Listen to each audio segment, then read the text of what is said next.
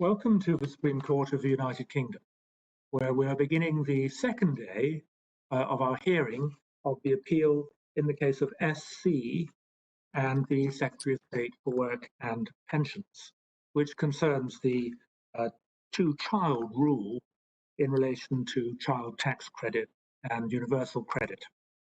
We're at the moment hearing the submissions on behalf of the appellant, presented by Mr. Richard Drabble, Queen's Counsel, and I'll now invite Mr. Drabble to continue with his submission. Mr. Drabble. Yes. Well, Lords, my lady, yesterday I was actually looking at the first benefit cap case in connection with Article 3 of the UNCRC. I'd taken the court to paragraphs 105 to 112 in Lord Calmer's judgment. The second passage in which he actually deals with whether or not there was compliance with Article 3 and comes to the conclusion that there wasn't, is to be found at EF 1410. It's paragraphs 125 to 128. And can I ask the court to go to that? He comes to the conclusion at the in paragraph 128 of PF 1411, the Secretary of State has failed to show how the regulations are compatible with his obligation to treat the best interests of children as a primary consideration. And he did that on the basis that although there have been extensive parliamentary debates, and the court will see that from the opening lines of paragraph 123, where he says, in considering how the government approached that task, rather than trawling through the parliamentary debates, we're entitled to rely on the evidence given in these proceedings by on behalf of the Secretary of State. And then he quotes from the witness statement that was put in by the Secretary of State, the witness statement of Mr. Holmes. And there's a citation, detail of which I don't think really matters, but the Lord Calmer's concerns went down to the level of detail that he notes at letter G underneath this quotation. It's noteworthy, says Lord Calmer, that as far as Mr. Holmes' evidence went, the Secretary of State offered no substantive response to the specific concerns expressed by the Children's Commissioners and others about the practical impact of children on families affected by the cap. And then he goes on to deal with them and says the difficulty with the government's approach in the context of the duty to treat the best interests of the child as a primary consideration is that it ignores the distinctive statutory purpose of the child-related benefits, and says that that approach is wrong. See the first sentence of paragraph 125 on EF 1411.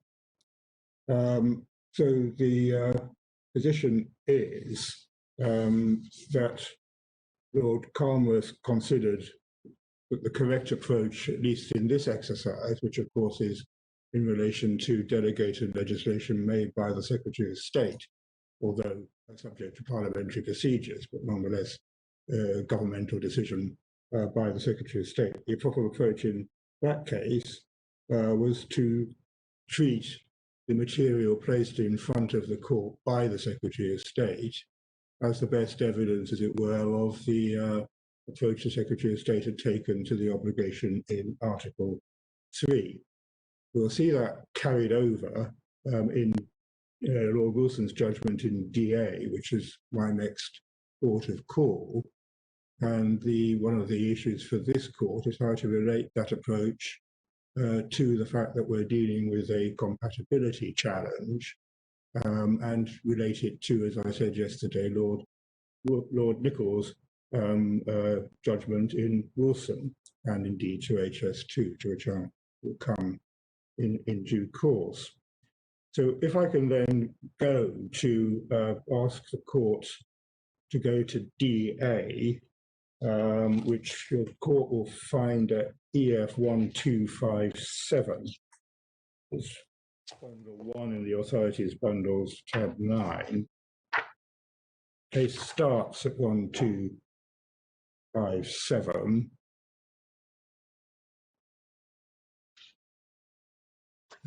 And court will see that holdings 2 is particularly, holdings 3 at page EF2 1259, letter C, particularly relevant. Holding 3, that parliamentary and other material demonstrated the government in its refusal to amend the 2006 regulations so as to exempt the claimants from the revised benefit cap, had evaluated the likely impact of the cap on lone parents with young children, and had assessed their best interest at a primary level of its overall consideration, and that accordingly the government had not breached Article 3.1 of the United Nations Convention by failing to take into account the best interests of a child. So again, axiomatically, that assessment is by reference to the role of government. And if we go to the passage in Lord Wilson's judgment, it's paragraph 79 to 88. And so starts on EF 1281.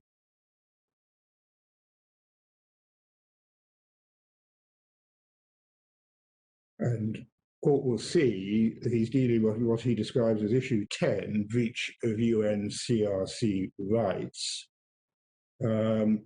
Asked in paragraph 79, did the government have regard as primary consideration to the best interests of children below school age of lone parents, and did it evaluate the possible impact of its decision on them? Then 80, in answering this question within its overarching inquiry into the alleged violation of convention rights, the court can, without constitutional impropriety, have regard to parliamentary materials which explain the background to the government's decision, and in particular to its policy objectives. That's Wilson and First County, paragraphs 61 to 66. So I'll come to those in due course, relatively shortly. And then the judgment goes on, supplementary bundle is just being delivered to me, to my relief. The judgment goes on to deal with the parliamentary procedure and various debates, draws attention to, amongst other things, paragraph 85, a debate in which Baroness Lister made various points, which included a suggestion that the government had not properly assessed the best interests of different groups of children pursuant to its obligation under Article 3.1. The court will see that at letter D on EF 1283. But then critically, paragraph 86 records the fact that the government's equality analysis dated September 2016 in relation to the 2016 regulations, like its impact assessment dated August 2016, claimed that the government had taken the UNCRC into account. It stated that it was not in the best interest of the children to live in workless households, and referred to studies which concluded that children in such households exhibited greater behavioural problems from the age of 7 and poorer academic attainment. It recognised that lone parents might find it hard to work as a result of childcare responsibilities. It pointed out that the measures of mitigation, in particular free childcare and DHBs, had been put into place. So that equality impact assessment put forward a positive assessment by government that the regulations were in the best interests of the affected children because it was not in the best interest of children to live in workless households. We'll see in a moment that's the case, that Lord Wilson accepted or felt obliged to accept, did demonstrate that the government had discharged its Article 3.1 duty. And that, it should be noted, parallels the earlier reference in paragraph 82, EF 128. Sorry, Lord Sales has his hand up. Yes, I'm so sorry. This isn't an authority I'm familiar with. Can you just explain to us why the court was examining the Article 3 UNCRC question in this way? Yes, there were both DA and the earlier case of JS or SG that we were looking at in Lord Calmer's judgment concerned the benefits cap in its first version in SG, and its in its second version in DA. The principal difference between the two being that the second version had a lower limit than the first version. The argument was that the overall argument was that the cap breached the convention rights of various groups of people, the most relevant group being lone parents with children under 2 for the purposes of this analysis, who were held earlier in Lord Wilson's judgment to have an appropriate status for an Article 14 analysis. Then the question comes, is the impact of the cap on lone parents with children under 2 justified in Article 14 terms? That in turn requires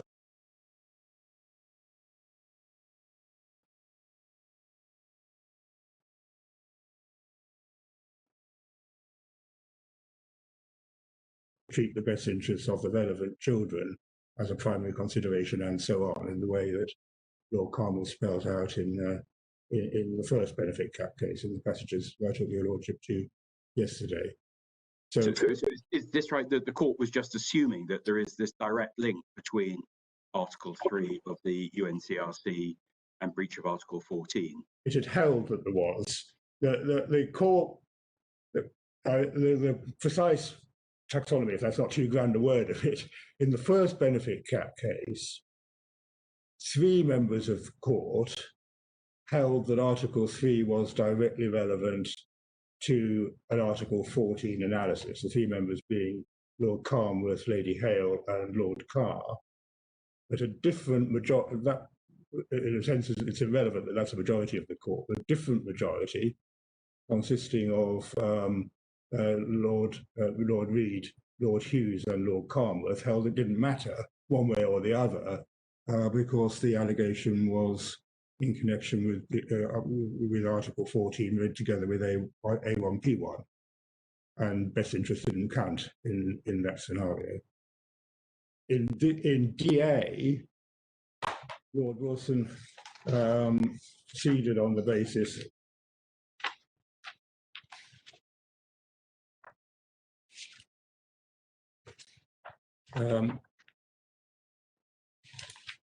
I'm just trying to find it out. I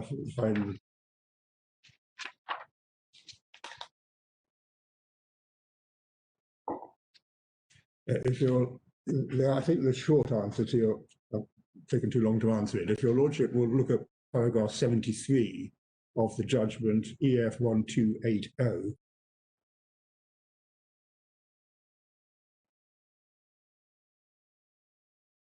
Yes, thank you. 73 through to 77. So that our case is that by the time you get to DA, the settled case law of the Supreme Court has become the fact that Article 3 UNCRC is relevant to a discrimination argument under Article 14. Can I just ask Mr. Drabble, although I was in the case, my recollection of it isn't perfect. And I remember it being rather complex because the majority on were Lord Wilson, Lord Carnwath, Lord Hodge, Lord Hughes, and myself, but only Lord Hodge and Lord Hughes, I think, agreed with Lord Wilson's judgment in its entirety. Lord Carnwath and I think, were only prepared to agree with them on one issue. And the curious thing was that Lady Hale and Lord Kerr, I think, agreed with Lord Wilson, but were expressed agreement with parts of his judgment as well, but dissented in the outcome. And I'm just being a bit cautious about taking what Lord Wilson says as having as really representing necessarily the majority of the Supreme Court. It maybe he does, but I think I would have to check by going through all the judgments quite carefully. Yes, but maybe that we all need to do that. But just on the basis of what your lordship has put in my own understanding of the position, yeah. Lord Wilson says what he says. We've just been looking at it. Yeah. On the relevance of Article 3, Lord Carnwath agrees with Lord Wilson. I mean, well, we see largely, completely unsurprisingly, because Lord Carnwath in the earlier benefit cap case was one of the originators of the proposition that Article 3 was relevant in Article 14 analysis. And then we certainly have Lord Carr and Baroness Hale, who held that position in the original benefits cap case and presumably maintained it, certainly didn't dissent from it.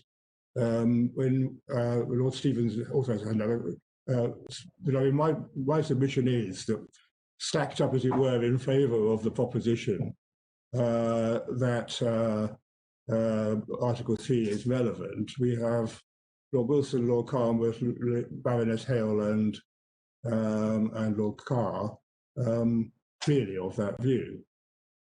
Well, that was my understanding. Lord Kerr definitely did agree with it, and I assume that Lady Hale also did, and you tell me that Lord Carnwath did as well.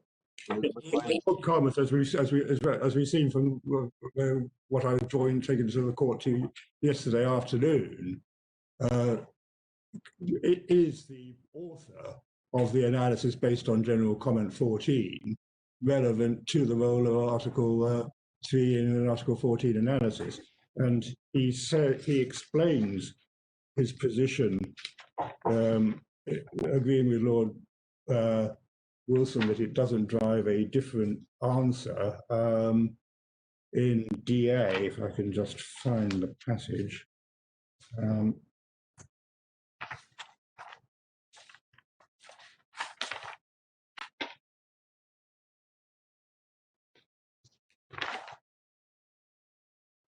It's at 122, EF 1294.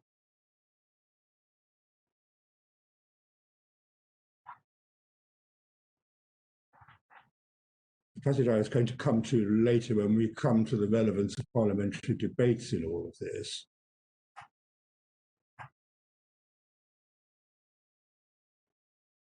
But your lordships and my lady can see the first sentence of 122.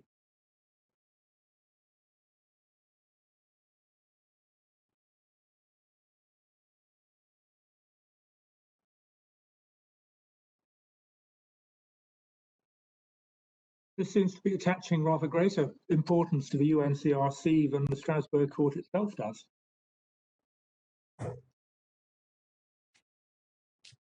Well, I don't know that I don't think I do accept that.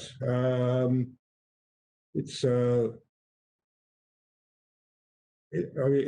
simply saying that one of the issues that arises in an Article 14 evaluation is whether or not the government has complied with its duty under Article 3. Yeah.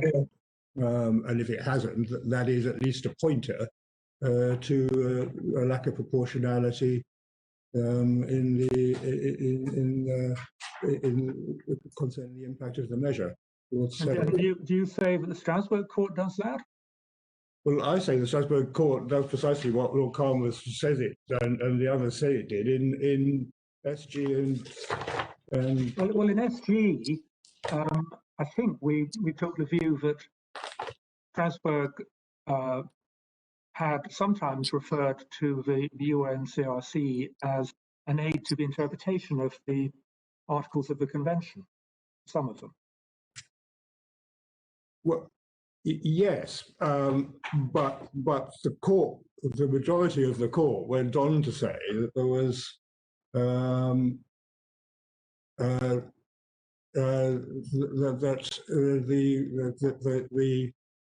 mentioned Article 3 was relevant to the assessment of proportionality, relevant to any issue that arose in an Article 14 analysis. I should point out that the Secretary of State doesn't dispute that this is where the case law's got to. His written case at paragraph 51, EF 150, we're going there.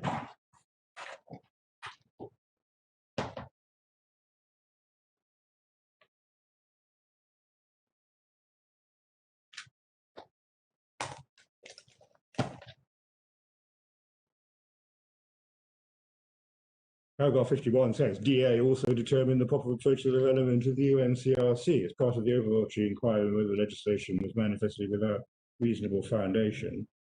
It must assess whether the government breached Article 3.1 of the UNCRC, which requires primary consideration, etc. I see Lord Sales has his hand up. Yes, sorry, if we could go back to 1279 and back into DA. I'm just trying to understand this passage in Lord Wilson's judgment. Yeah. He seems to frame it both at the start, paragraph 71 and 72, by reference to what happened in Strasbourg. Yeah. In a reference to the Neulinger case. And the beginning of paragraph 72, it follows that when relevant and so on. So he pins it back to what happens in Strasbourg. So plainly, we're going to have to consider what does happen in Strasbourg. And then at the end of that section, he again seems to pin it back to what happens in Strasbourg in paragraph 78, because he says the overarching inquiry is whether its decision not to exempt appellant cohorts from the cap was manifestly without reasonable foundation, which subject to your argument on the JD case, is the Strasbourg approach. Yeah. The reason that I'm asking about this is your case almost seems to want to passport Article 3 of the UNCRC directly into our law via application of Article 14, whereas, well, at the moment, I'll have to study this. My reading both of the Strasbourg case law, but also of what Lord Wilson says, is that there's a looser connection. It may be a relevant factor, but you're always considering matters from a convention rights perspective. It's not a direct passporting of Article 3 of the UNCRC into our law. Yeah. If I could just add to that, when you look at what Lord Wilson says in paragraph 71, what he's saying there is that the European Court has made it clear that where relevant, the content of another international convention, in particular one relating to human rights such as the UNCRC, should inform interpretation of the Human Rights Convention. So the focus ought to be on the Human Rights Convention itself. I completely accept that at the end of the day, the issue is whether there's a breach of Article 14 of the Convention. But that issue, the court's consideration of that issue takes into account whether or not the duty under Article 3 in international law, non-convention international law, has been discharged as informing whether or not at the end of the day the measure is having a disproportionate impact on those with a status to resist its impact. That's clearly correct, but when you come to consider what the court actually does with it, we know that the court has said in both in both the benefit cap cases that it's sensible to look at the duty imposed on government by Article 3 and take into account the explanation of the obligations under Article 3 in General Comment 14. And if one finds straightforward non-compliance with that duty, that will inform the underlying issue, which is compliance with the Convention. It will be a pretty sharp case where the government says these measures are in the best interest of the children, and the court's assessment was they plainly weren't, for that not to have some impact on the proportionality analysis. And actually, that's what I say this case is when we get down to it. But I mean, in this case, there plainly was a very strong reference to the interest of children in the Court of Parliamentary Debate, and indeed in the materials that were put before Parliament, such as from the Child Poverty Action Group and so on.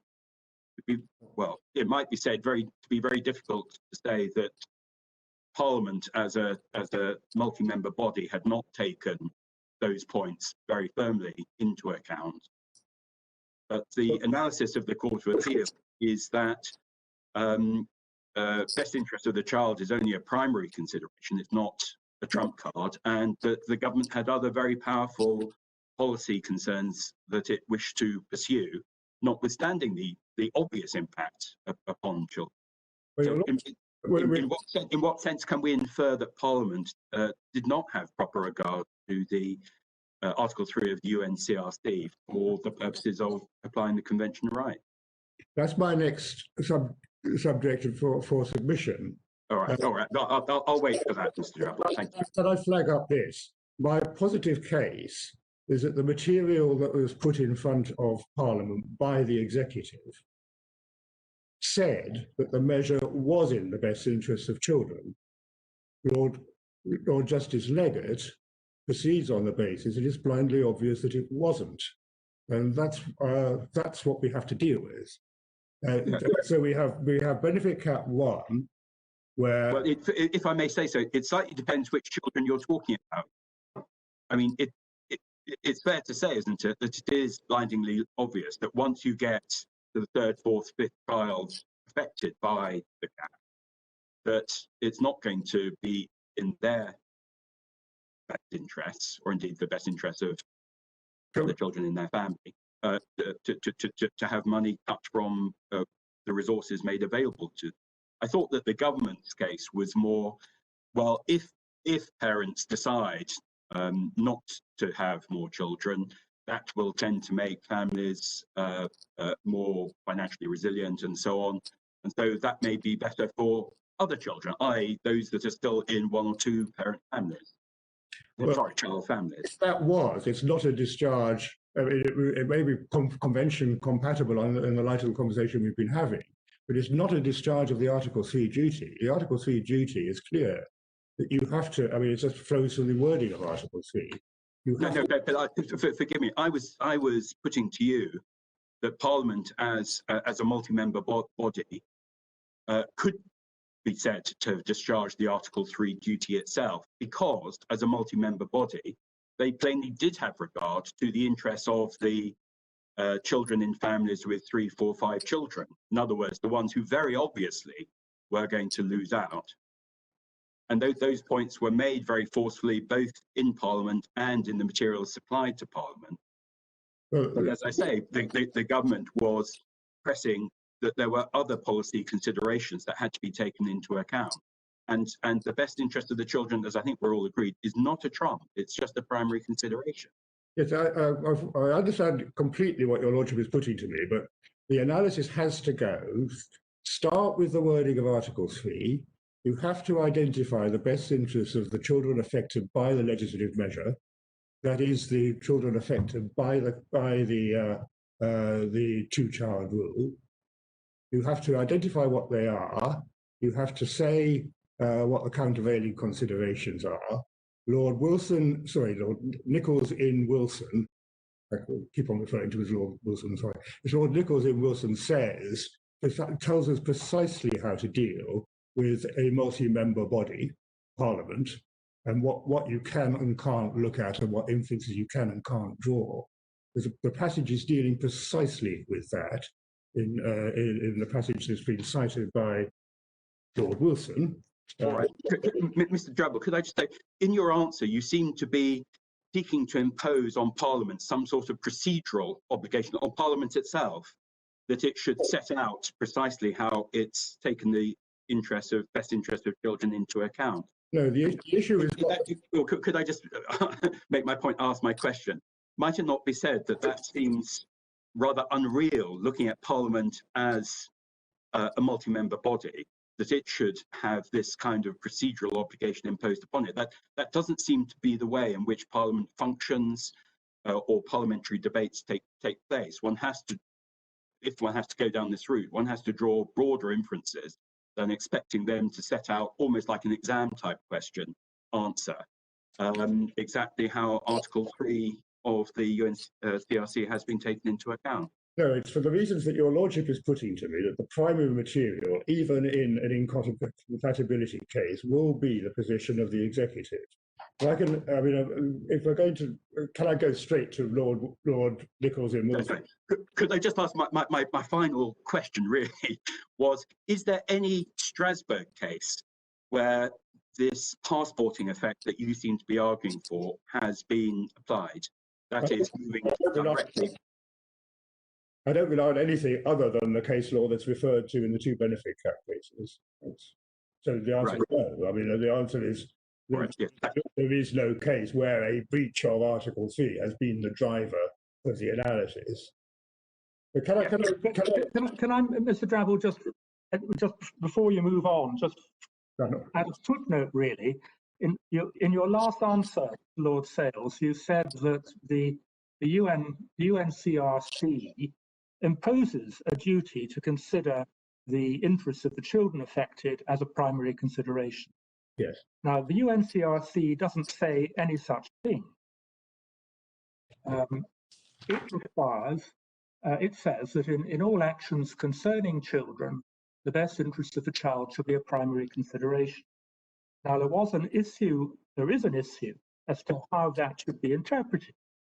Does that mean the best interests of the child as a generality, or does it mean a focus specifically or in addition, or on the children affected by the measure, or do you have to consider both? Now, the traditional view would be that a domestic court has no competence to decide a question of interpretation of an unimplemented international convention. But a view on it has been expressed by the committee, which is and it's the committee's view that you're relying on. Now, the committee's view, as I understand it, isn't binding even on the signatories to the convention. In international law, it's simply a view. What Strasbourg would make of it, well, who knows?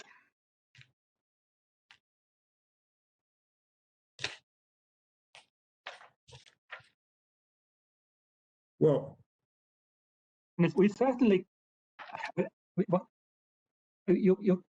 way this case and indeed previous cases in this line have been argued is essentially to say, if we can demonstrate that there's been a failure to comply with the advice given by the committee that oversees, monitors compliance with the UNCRC, then it follows that there's been a breach of the Human Rights Act and a declaration of incompatibility should be made, as if the UNCRC committee's advice formed part of our domestic law. Well, I mean, my primary answer is that the Secretary of State is entirely correct to say that that is what the Supreme Court has held in both, actually in DA.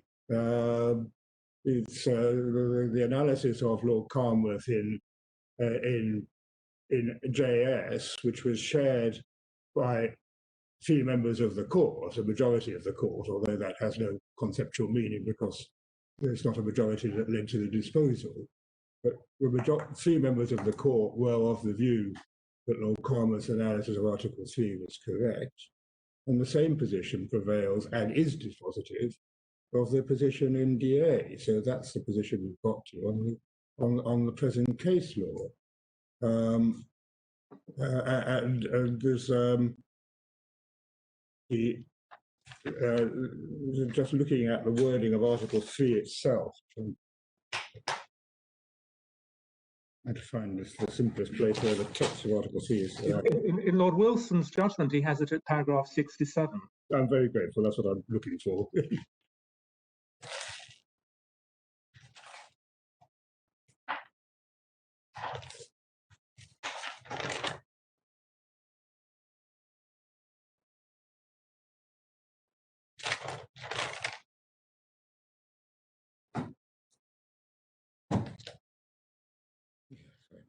Sorry, I'm being slow.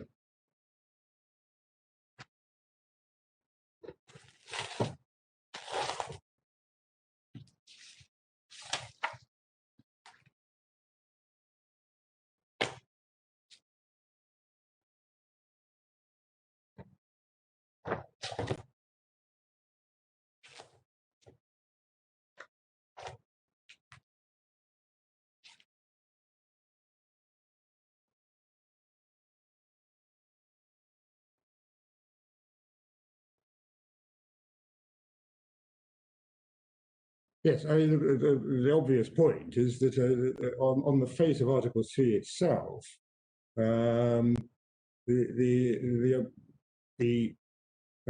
legislative body has to treat the best interests of the child as a primary consideration. The child must be the children directly affected by the legislative act in question. It's the best interest of the child. Now, the question, Lord Wilson's judgment then goes on in 68, what does the concept of the best interest of the child in Article 3.1 encompass? And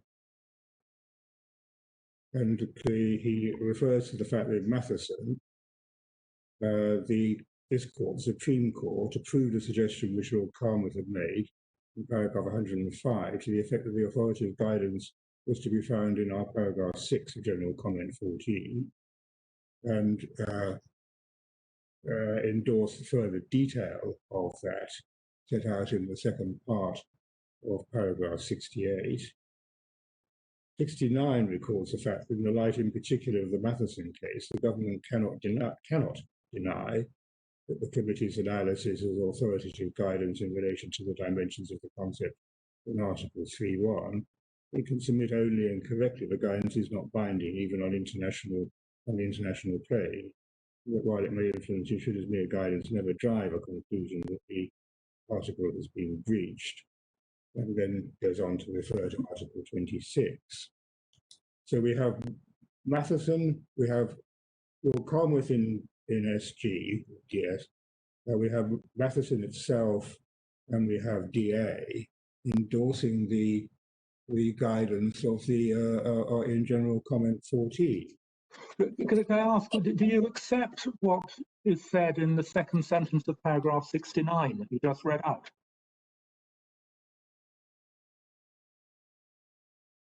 The second sentence, yes. Yeah.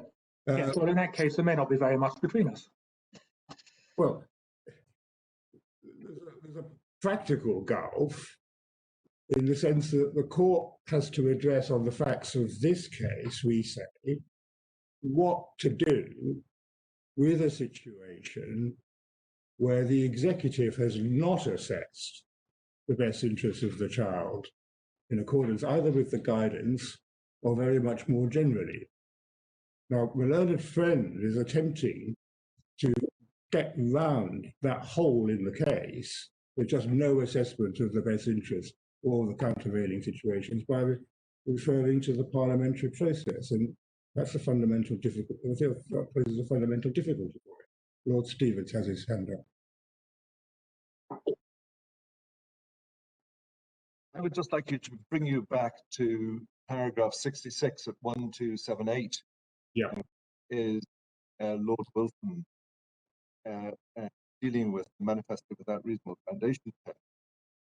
And the last sentence is the court, that is this court, will proactively examine whether the foundation is reasonable. As I understand, that is a part of our function under Section 4 of the Human Rights Act, 1998. So my difficulty at present is that I can see the legitimate aims of the measure, but I cannot see what the impact is on how many children, and the degree of the impact, the severity of the impact, the number of children involved. Yeah. And so for this court to proactively examine, I would have anticipated that the materials would be placed before this court so it can form an assessment. So that's my difficulty at the moment. Yeah, well, my answer to that is that one of the ways of dealing with that issue is to recognise that the executive is under the duty, I'm going to repeat that language, is under the duty created by Article 3 to treat the best interests of children as primary consideration. No doubt for the reasons that your lordship is putting to me, the general comment puts some flesh on that obligation by effectively requiring the executive in promoting legislation to spell out what the consequences are for the children who are affected, how many there are, in what ways it's in their best interest, what the mitigation measures and so on are. But that's the point that I'm seeking to make, and that is, I can see one side of the equation, but at the moment I can't see the other. Yes, that's because we say if the executive hasn't fulfilled its Article 3 duty. And I need to... Irrespective of Article 3. Indeed. If the court is to proactively examine whether the foundation is reasonable, it needs some information in order to carry out that task. Yes, well, I completely agree that even if there is no compliance with the Article 3 duty, it is obvious what the assessment is that the government has made, and the court can see that it's a reasonable assessment, then so be it. It doesn't even be couched in terms of the language of Article 3, but it has to do the exercise. Well, it was the point made by Lord Kerr in his dissenting judgment. Yes. That it is the executive that has access to all this information, and in order to put it forward before the court, in order to form an assessment as to what is reasonable, or not manifestly disproportionate. Yes. Yeah. Well, I'm not dissenting from that. But at the moment, the route into an assessment of the proportionality, having regard to the impacts on the affected children, is Article 3 on the face of the existing Supreme Court case law, which I at least have to deal with. Secretary of State agrees with that. Now, we therefore go on to the next step in my analysis, which is to ask the court, first of all, if I could just take the court to one issue about the nature of the material that was in front of Parliament, just so we can see what was going on, because it's too easy to say there was debate about best interests in front of Parliament. Your Lordship will go to the judgment of Lord Justice Leggett.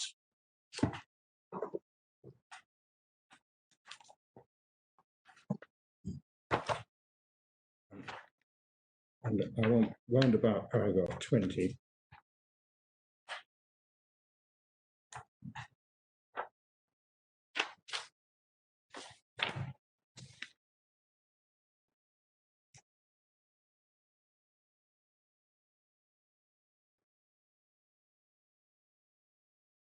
Sorry.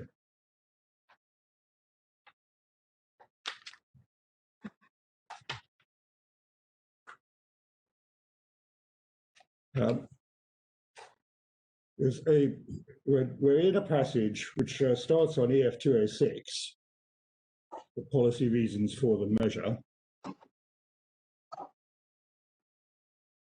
So this is Lord Justice Leggett's appraisal of the material that was in front of Parliament, and which leads to his conclusion, which we've already seen, that the executive paid scant regard to the best interests of children.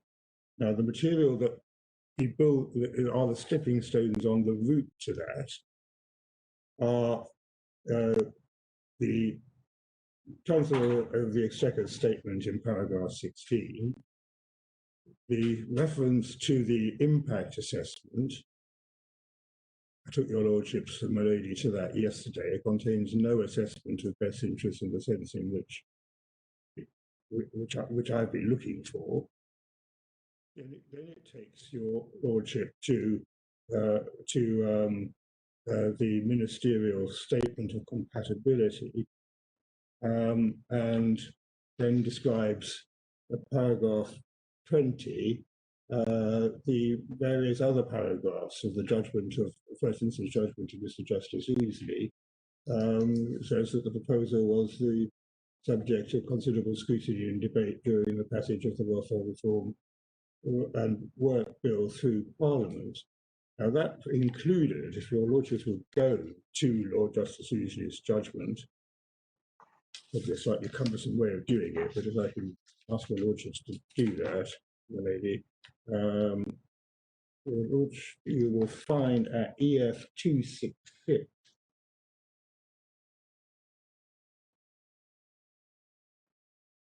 paragraph 39 of Mr. Justice Easley's judgment,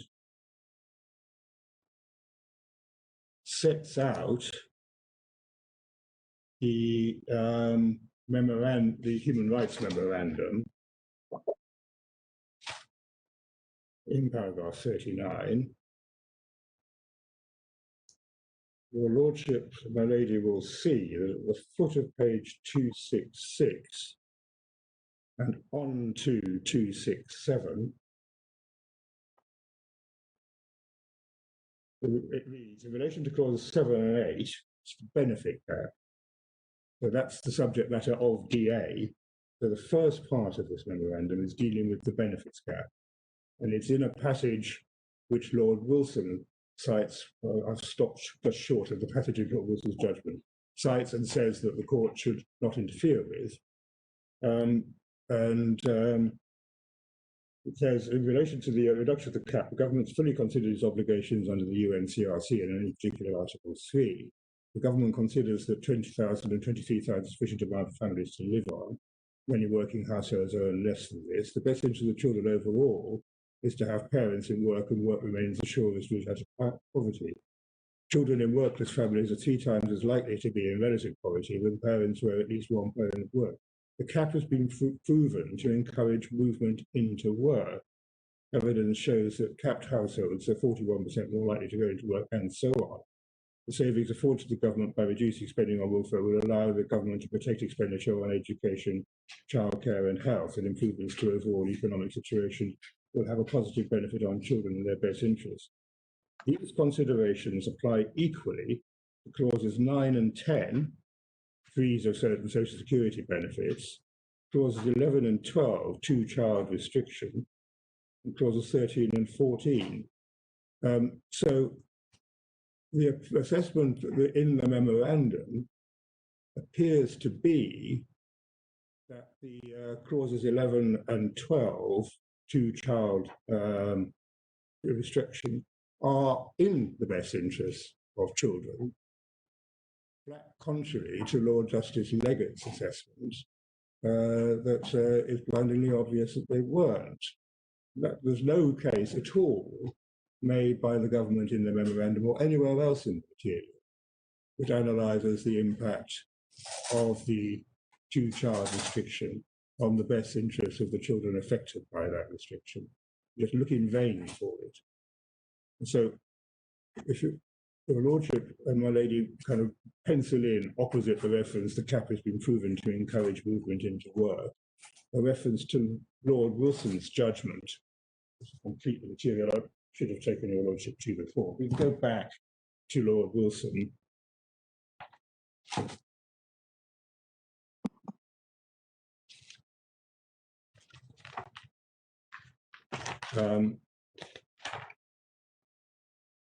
Back at page EF 1283,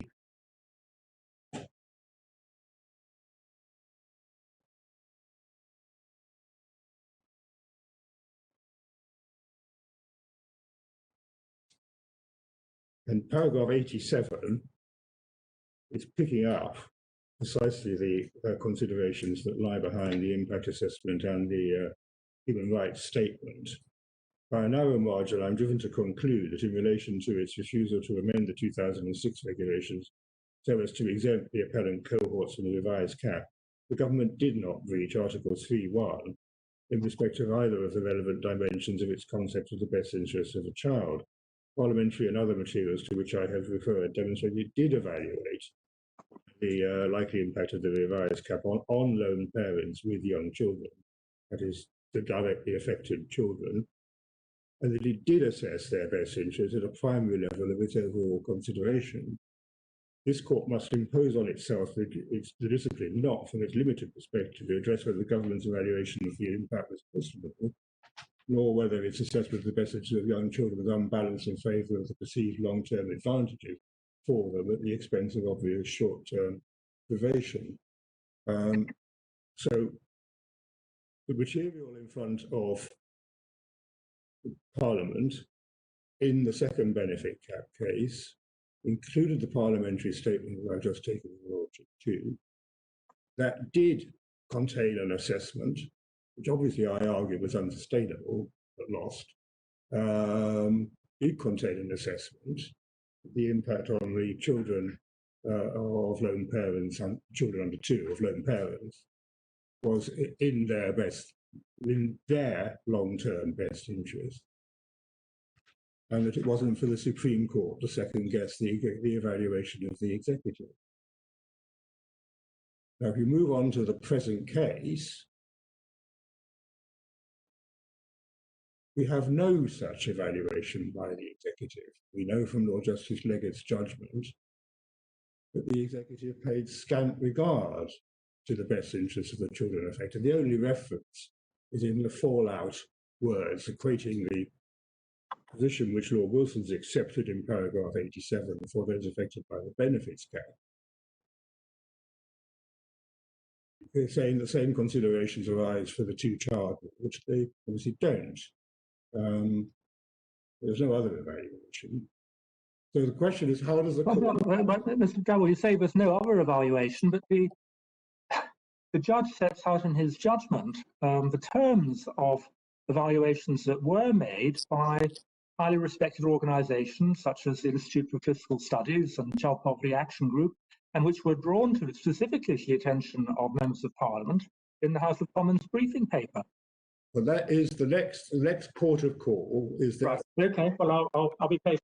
Therefore, the legitimacy of that exercise in regard to a multi-body, a multi-member body such as Parliament, to which we have the authoritative guidance of Lord Nichols in Wilson, and the answer of how to approach that sort of material is on the face of the judgment of Lord Nichols. And if I can take the court to that, it's the relevant paragraphs are, I think, at EF 3249. In my language, it's Authorities Bundle 7, tab 69.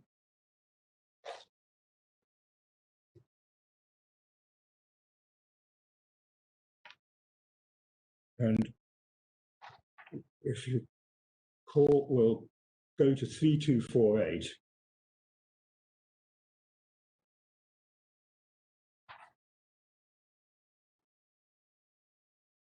The whole passage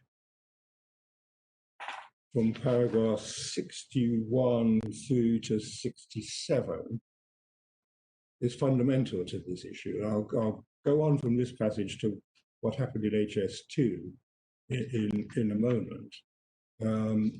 But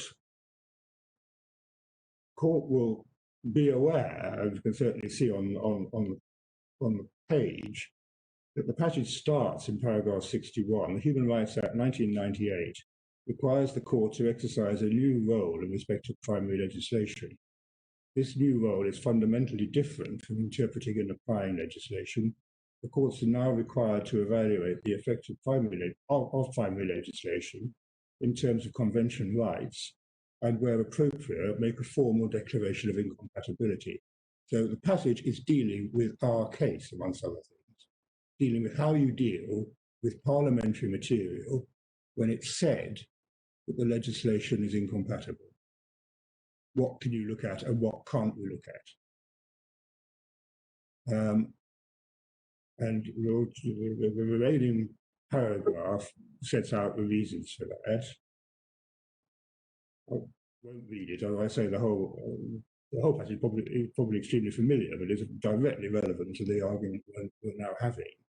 Paragraph 62 says the legislation must not only have a legitimate policy objective, it must also satisfy a proportionality test, or Article C is part of the proportionality test and is relevant to the proportionality test. The court must decide whether the means employed by the statute to achieve the policy objective is appropriate and not disproportionate in its adverse effect. This involves a value judgment by the court made by reference to the circumstances prevailing where the issue has to be decided. It is the current effect and impact of the legislation which matter, not the position when the legislation was enacted or came into force. And there's an interjection about the Consumer Credit Act 74. When the court makes this value judgment, the facts will often speak for themselves, but sometimes the court may need additional background information tending to show, for instance, the likely practical impact of the statutory measure and why the course adopted by the legislature is or is not appropriate. Moreover, as when interpreting a statute, so when identifying a policy objective of a statutory provision or assessing the proportionality of a statutory provision, the court may need enlightenment on the nature and extent of the social problem, the mischief of which the legislation is aimed. And then it says this additional background material may be found in published documents, such as a government white paper. The relevant information provided by a minister, or indeed any other member of either house in the course of a debate or a bill, the courts must be able to take this into account. Courts similarly must have regard to the information contained in explanatory notes prepared by the relevant government department and published with a bill. Courts would be failing in the due discharge of the role, of the new role assigned to them by Parliament, if they were to exclude from consideration relevant background information whose only source was a receipt statement in Parliament or explanatory note. And then he explains why that's not, doesn't amount to illegitimate questioning of proceedings in Parliament. And 65, to that limited extent, there may be occasion for the courts, when conducting the statutory compatibility exercise, to have regard to the matter stated in Parliament. And as I'm just explained in the second part of 65 why that's acceptable to the House authorities, essentially.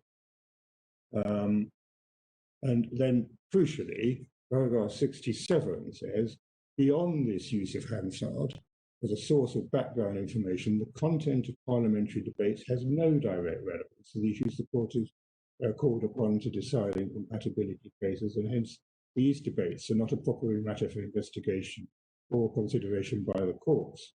In particular, it's a cardinal constitutional principle, the will of Parliament expressed in the language used by its enactment. Proportionality of legislation to be judged on that basis. Courts are to have due regard to the legislation as an expression of the will of Parliament. The proportionality of a statutory measure is not to be judged by the quality of the reasons advanced in support of it in the course of parliamentary debate, nor by the subjective state of mind of individual ministers or other members. Different members may well have different reasons not expressed in debates for approving particular statutory provisions, and may have different perceptions of the desirability or likely effect of the legislation. Ministerial statements, especially if made extempore, may sometimes lack clarity or be misdirected. Lack of cogent justification in the course of parliamentary debate is not a matter which counts against the legislation on issues of proportionality. The court's required to evaluate the proportionality of the legislation, not the adequacy of the minister's exploration of the policy operations and so on. And then there's direct reference as one would expect to Article 9. So my position is this. in the non-compatibility cases, the two benefit cap cases, the court looked at views expressed by the executive on the best interests of the children and their relevance and proportionality assessment.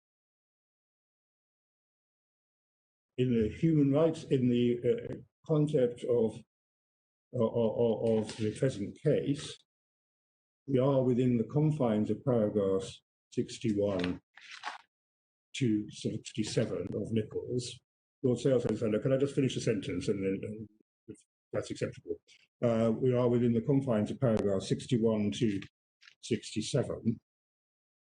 We know that we can look at, for example, the ministerial statement under the Human Rights Act of incompatibility. We just looked at that. We could look at any white papers, there aren't any. We could look at the impact assessments we have done, and there's no evaluation.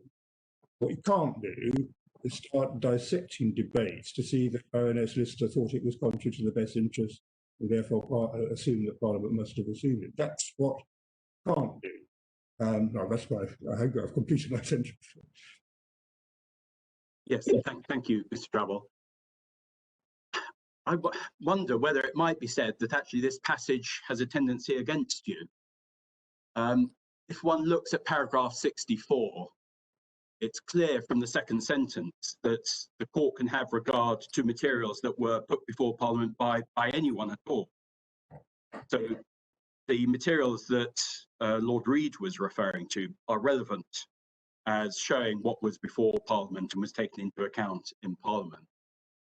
And then when one comes to paragraph 67, surely the point has always seemed to me that Lord Nichols was making was that it's not for a court to criticise the quality of a debate in Parliament and say there was insufficient regard to this, that, or the other, or inappropriate things were taken into account when looking at the proportionality of what Parliament itself has done. The background in Wilson was that that was what the claimants were seeking to do. They were saying that there hadn't been sufficient consideration of a particular matter in parliamentary debates, and they used the deficiencies in parliamentary debate as the basis for their attack on the proportionality of the measure. And Lord Nichols is saying you can't do that. You can't use an analysis of the inadequacy of debate as a foundation for an attack on the proportionality of legislation. Yes. You have to approach things in a wider way, including having regard to the materials which were before Parliament, and then the fair presumption, for the reasons given by Lord Nichols in paragraph 67, is that members of Parliament have in fact taken those materials into account.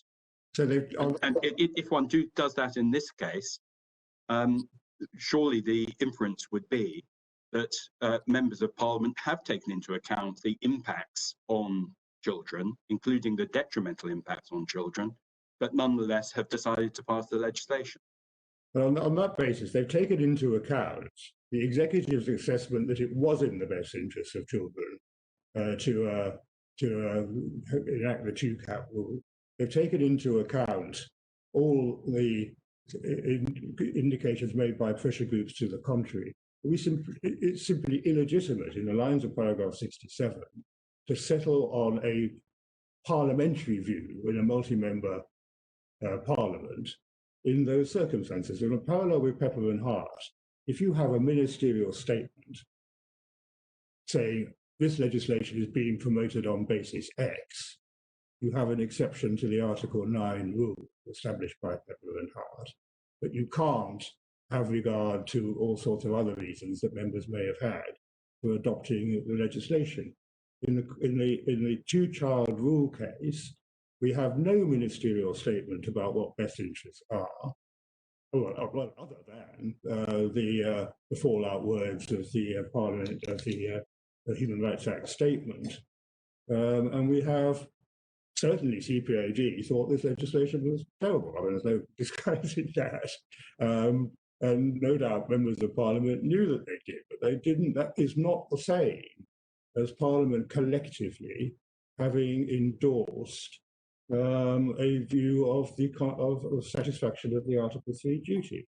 can't do it in a multi-member. It's precisely the multi-member nature of Parliament which makes that impossible to do.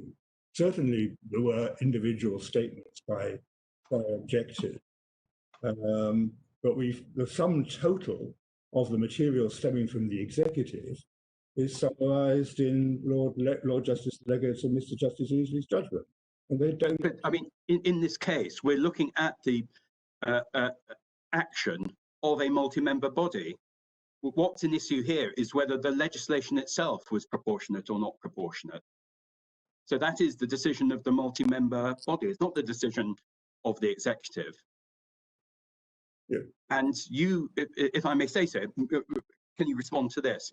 You seem to be using the absence of, if you like, fuller debate in Parliament on the best interest of the child as a basis for saying, and therefore it can't be assumed that Parliament did consider the best interest of the child. But that seems to be directly contrary to what Lord Nichols is saying in paragraph 67, is the legitimate approach to assessing what Parliament has done. No, it's the absence of any assessment by the executive, which is the fundamental flaw in the Article 3 approach. There simply is no starting point. Well, the assessment that has been undertaken by the executive is frankly wrong, and you simply can't move from a non-assessment by the executive to debates which go in all directions to settle on what Parliament collectively has done with Article 3. It's not a step that you can take. Yes, thank you very much. And that's the answer I give.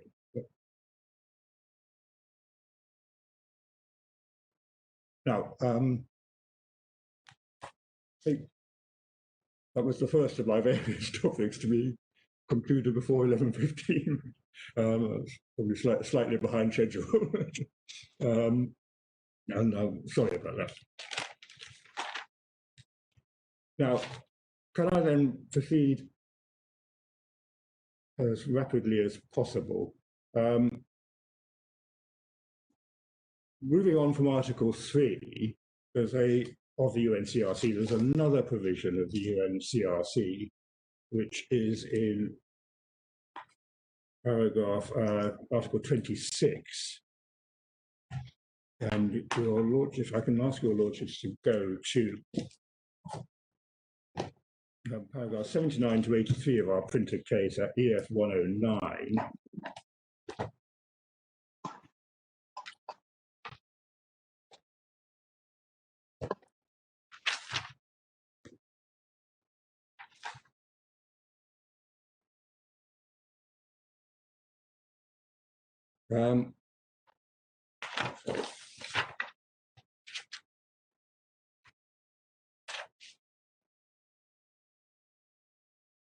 We set out at the top of page 109, Article 26.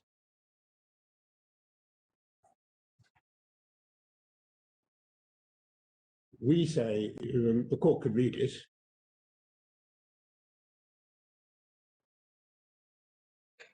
Can I ask Mr. Drabble, I mean, bearing in mind that the UCHR is concerned with, it's not concerned with economic and social rights, but with essentially civil liberties. Is this an article that the Strasbourg court has ever referred to? I don't think so. I don't. Yeah. I'll come back if I'm wrong on that. But right. Yeah. But anyway, can I take this shortly, given the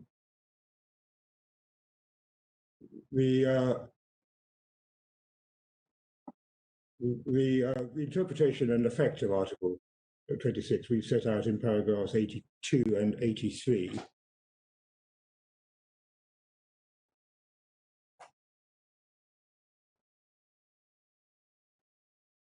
I don't know. Your lordships will see that at the end of we'll see at the end of paragraph 83 the reference to Weller and Hungary. I don't actually know whether that included a reference to Article 26. But we can no doubt all check that out. But that's a submission. It's an important submission from our point of view, but we stay with it. Paragraphs 64 to 68 of the printed case, EF 105 and 106, deal with discrimination against women. I think many of these arguments have been, in fact, alluded to in the course of my submissions to date. I don't think it's necessary to go through to repeat what's said in the printed case. Your Lordships and my Lady will see that above paragraph 69 there is a reference to the physical and psychological impact on women in their control of their bodies, the wider impacts. And we say, for the reasons set out in that part of the printed case, the approach that the Court of Appeal took is too narrow.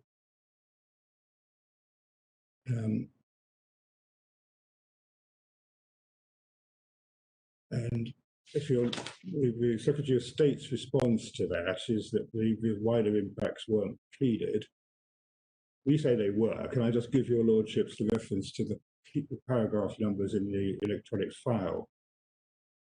They pleaded at EF 5. So first of all, in relation to 67A, pleading the wider allegation is pleaded at EF 536, paragraphs 56 to 60 of the grounds, of our grounds, and in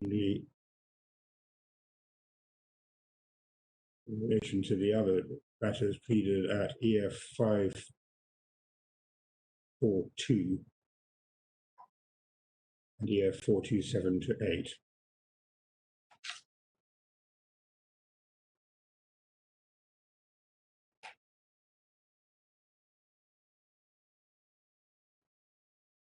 Well, that leaves me with two topics.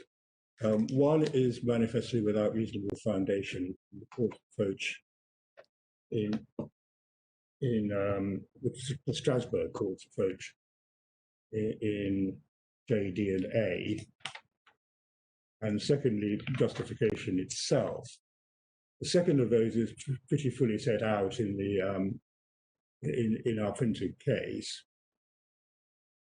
Can I deal with JD and A, if possible, before the mini adjournment, if that's acceptable to the court?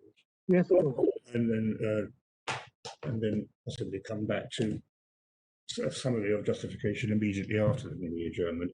The court will pick up JD and A, which court will find at it's tab 14.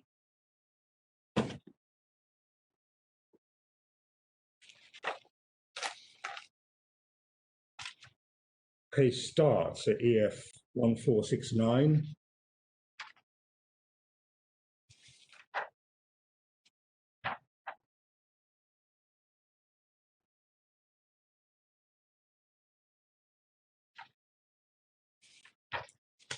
The background can be seen from the facts of the case at 1471.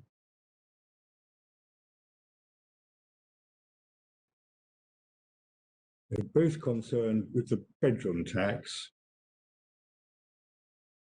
There were two applicants, one JD, whose personal circumstances are described in paragraph 8.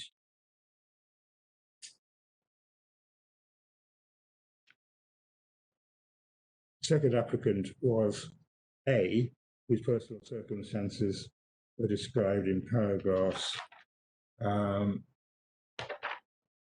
and 12. The crucial point being that she was a victim of domestic violence. She was resident in a house provided under a scheme called the Sanctuary Scheme. which was designed to provide her with a safe base, if I can put it like that, which did in fact have a spare bedroom. So she lost out on the application of the size criteria in the housing benefit regulations on the basis that she could only demonstrate a need for one bedroom and not two. But obviously, she couldn't move without losing the benefit of the sanctuary scheme. Court then summarised the proceedings in front of the Supreme Court at EF 1475,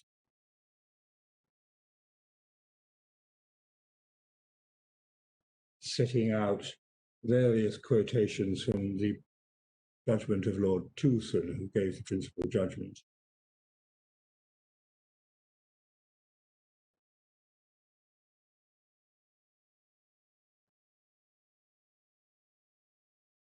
And also in paragraph 29 from the judgment of Lady Hale, you see Lady Hale's assessment of the description of the sanctuary scheme in paragraph 66 and 67.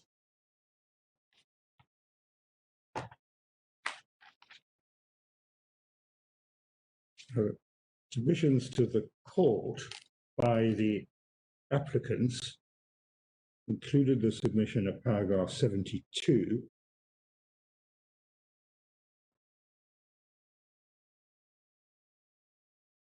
and the submission was that where there is prima facie gender discrimination, the arguments for justification must be subject to strict scrutiny and call for weighty reasons, not a justification of manifestly without reasonable foundation, even in the context of allocation of benefits. It would only be appropriate to apply a test of manifestly without reasonable foundation where the measure was designed to correct a historic injustice, which was not so in her case.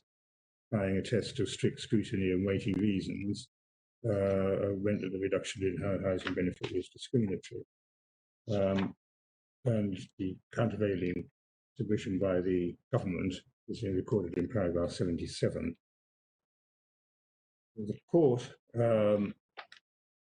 dealt with that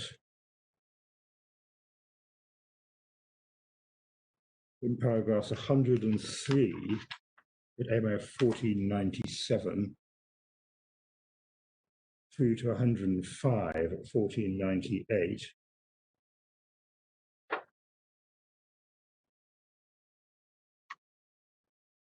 And starting place is in 103. In the case of the second applicant, the court notes that the legitimate aim of the present scheme to incentivize those with extra bedrooms to leave their homes for smaller ones was in conflict with the aim of the sanctuary schemes, which was to enable those at serious risk of domestic violence to remain in their own homes safely, should they wish to do so.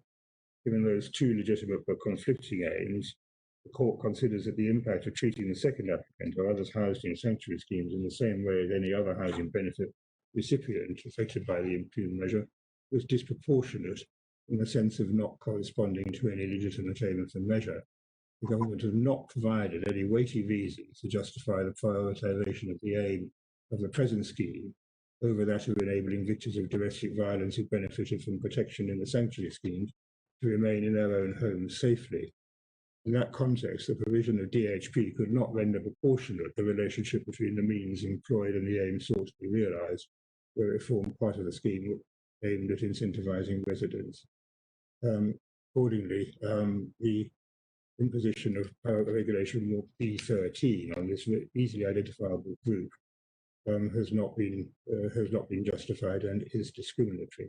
And there's a reference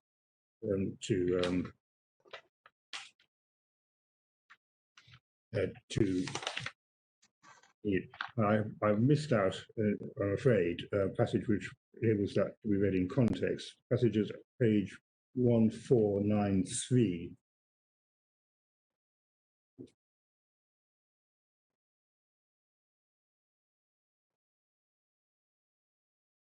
This is the lead into the conclusion, which I took your lordship from the lady too. 88. Court has stressed that in the context of Article 14, in conjunction with A1P1, although the margin of appreciation in the context of general measures of economic and social policy is in principle wide, such measures must nevertheless be implemented in a manner that does not violate the principle of discrimination set out in the Convention and complies with the requirement of proportionality. Thus, even a wide margin in the sphere of economic and social policy does not justify the adoption of laws or practices which would violate the prohibition of discrimination. Hence, in that context, the Court has limited acceptance to respect for the legislature's policy choice as not manifestly without reasonable foundation to circumstances where an alleged difference in treatment resulted from a transitional measure, T-STEC, and Ranke and British Gurkha workers. And then 89, outside the context of transitional measures designed to correct historic inequalities, the Court has held that given the need to prevent discrimination against people with disabilities, foster their full participation, the margin of appreciation the states enjoy in establishing different legal treatment for people with disabilities is considerably reduced. And because of the particular vulnerability of persons with disabilities, such treatment would require very weighty reasons to be justified. The Court has also considered reference to the advancement of gender equality. So our submission is that, because the Court knows the attempt by the government to persuade the Grand Chamber to take this case failed. And so this is the last word from Strasbourg. And it shows that where the discrimination, alleged discrimination, is on the basis of a suspect ground such as disability, we would say in our case, on a ground such as gender, in the case of our case concerning discrimination against women, or indeed on the basis of status as a child, very weighty reasons are required. There's a practical issue about how big a difference the adoption of that approach would make in comparison with Lord Justice Legate's approach in paragraph 89. If I can just ask the Court to go back to paragraph 89 of Lord Justice Legate's judgment. The Court will find at EF 225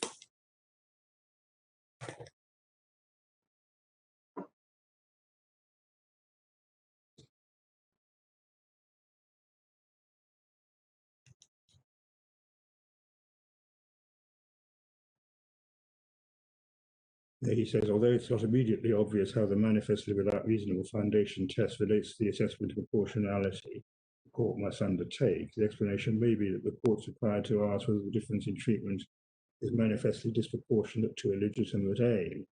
This would accord with the statement of the European package that it will accept the judgment of domestic authorities in the socio-economic matters unless that judgment is manifestly without reasonable foundation. That is, unless the measure employed is manifestly disproportionate to the legitimate aim pursued.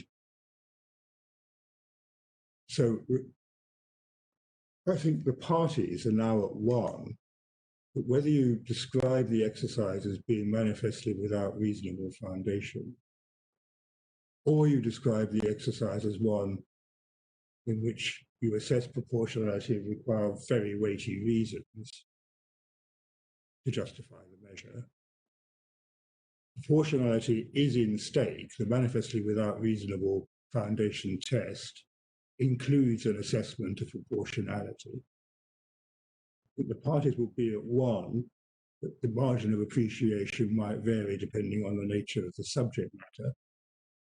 But the parties are also at one, and I think, certainly I submit, that whichever route you take, the fact that the discrimination is on a suspect ground sounds in a substantial way in the analysis, whether it be MWRF, or whether it be a four-stage proportionality analysis with one limb requiring to be discharged on very weighty grounds.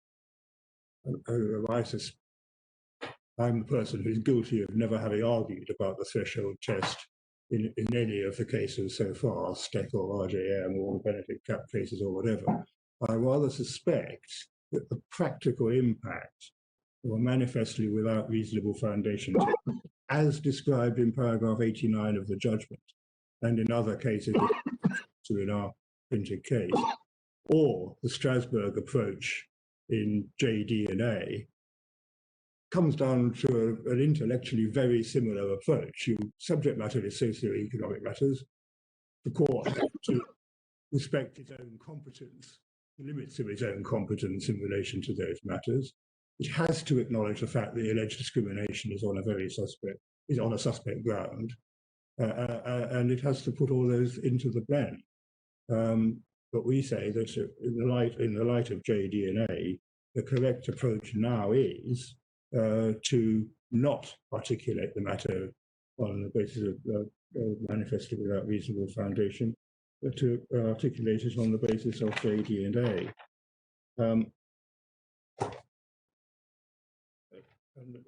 I think, in a sense, that is compatible. If your lordships will then finally, on this section, go back to our printed case.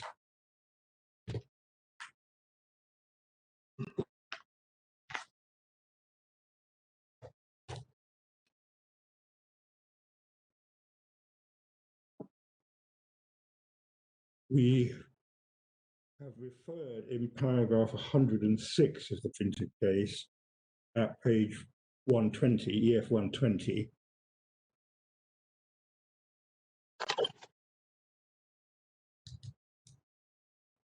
to say, we invited the court to say that JD&A now illuminates a clear and constant line of authority from Strasbourg in relation to Article 14, discrimination on suspect grounds.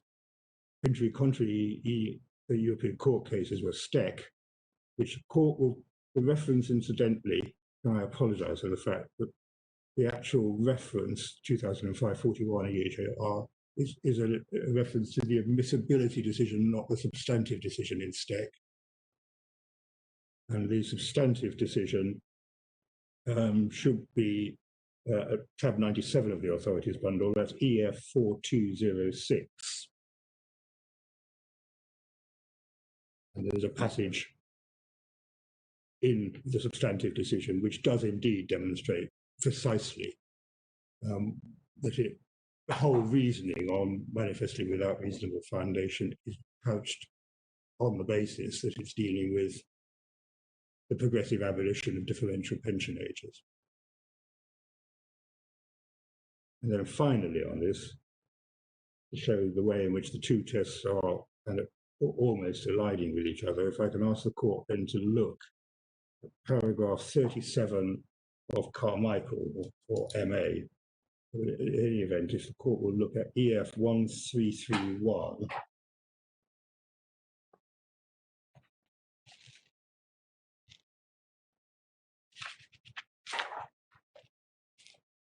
where in Carmichael, alternatively known as MA, and we're in the judgment of Lord Toulson,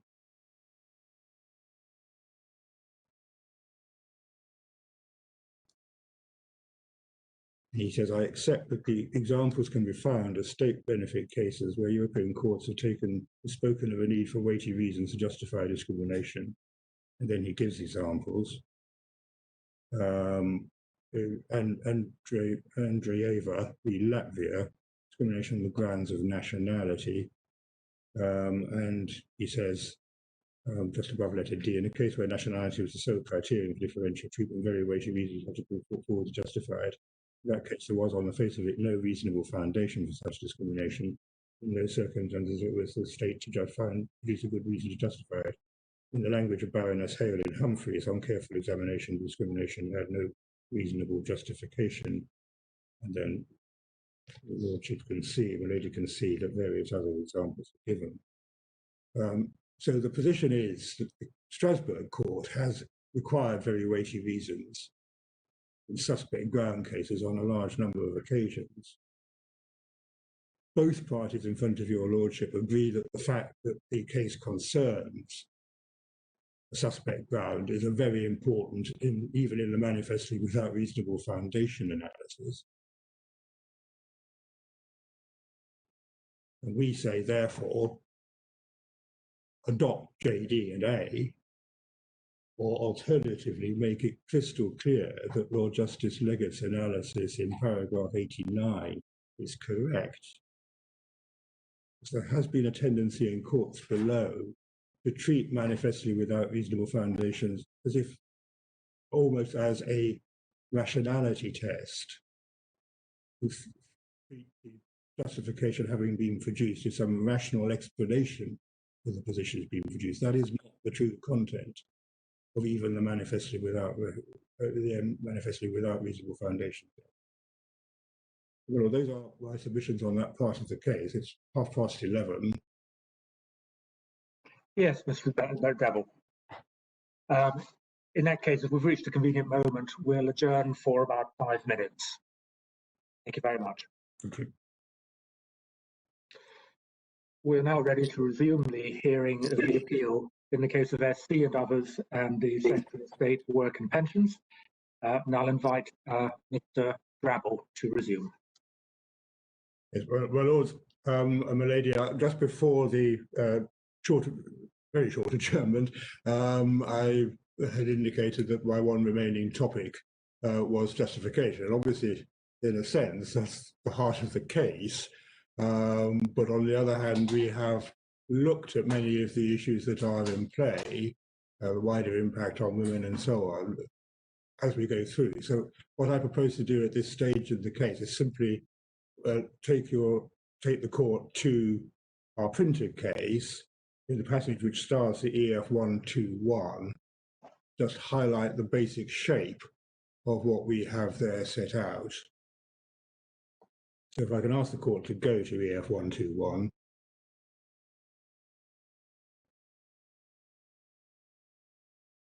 There's a heading towards the top of the page, lack of justification. 109 and 110 make the submission that whether the test is manifestly without reasonable foundation, as explained in paragraph 89 of Lord Justice Leggett's judgment, or alternatively, simply very weighty reasons.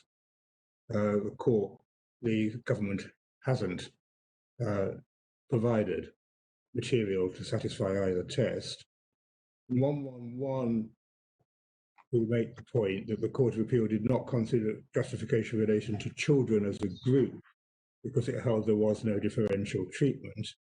And we dealt those with the subject of submissions yesterday. However, it's clear we submit that the differential treatment cannot be justified. Neither the fairness nor the financial incentivation aims have any relevance to children who have no control over these matters. And we'll recall the passage in Lord Justice Leggett's judgment, which makes that point, but obviously only in relation to the children in families of where it contains 3 or more children, but the same point applies to children generally. So those two matters can't constitute legitimate aims in relation to discrimination against children. Then we submit that there was a breach of Articles 314 and 26 in relation to children. And then we make the point that the Court of Appeal held at 123, that your Lordships and my Lady's note is EF 236, that the court couldn't hold the disproportionately prejudicial effect of the women was too high a price to pay. But the context for that, as we say in 114, was a context where the court had left out of account the wider impact on women, which we have set out in 114, which we debated to some considerable extent yesterday in connection with my case. The Article 8 was directly engaged. And the court conceded our submission at 115 that on any view of dealing with this issue, you have to take account of the fact that the allegation is discrimination on the grounds of gender, and that is a suspect ground at the centre of the concentric circles. Then we say the fairness aim, which was considered and which was decisive in relation to 155 to 159, fails for the three reasons we set out in 116. Not rationally connected to the discriminatory policy or the target, or disproportionate because of the severity of its effects, the absence of effective mitigation. The case gives detailed argument on that, but if I could just deal with the headings and one paragraph on the way through. The lack of rational connection between the aim and policy due to the incomparability of the group situations. And we're here dealing with the court's acceptance that the aim of promoting fairness between those in work and those on benefit is, the court accepted that. We say that that comparison, the allegation or submission, contention that the benefit claimants should face the same choices made by benefit claimants is manifestly weak for the reasons we've set out in paragraph 119 of the case immediately below. We're reducing it. There's an air of unreality about the proposition that families on subsistence benefits have to make the same financial decisions as those in high-grade work. And there's an even more basic solution, basic problem, which is the choice rationale assumes precisely that, choice. And a very large number of, the precise numbers don't matter. There will be a large number of pregnancies where the idea of choice is simply not an apt way of describing the position in which women and subsequent children find themselves. And that's all the point that's made in 119. So reject the contention that's actually to be found in paragraph 10 of the Secretary of State's printed case at EF 157, that there is a parallel between people who are relatively well off and their choices on the one hand, and choices made by those on benefit, subsistence benefits on the other hand. Now, we stand by all the rest of the analysis in that section. The next heading in the justification argument is EF 125, disproportionate because of ineffective targeting, and that's the present short skip through the shape of the argument. That's all summarized in paragraph 127 towards the top of EF 126. The policy is simply not targeted in a way which it's targeted in a way which does produce a disproportionate effect. So A targets benefits attached to children, not the benefits attached to parents at whom the policy is aimed. We've explored that to a considerable extent yesterday. It affects households where the adults were not claiming any benefit when they had additional children. So going back to the choice rationale, consider your financial circumstances before you have additional children. Well, the policy bites when people's circumstances change, as they may do in completely unforeseeable ways, as the present pandemic demonstrates. And that's all dealt with under the heading on EF 127, targets large numbers of people not on benefit when making the choice. And then C goes back to something I've already said about the assumption about choice and the nature of pregnancy. It's kind of the heading at C, the very top of page EF 128. It targets a large number of people who did not make a choice, together with the submission about religious and philosophical beliefs in 136.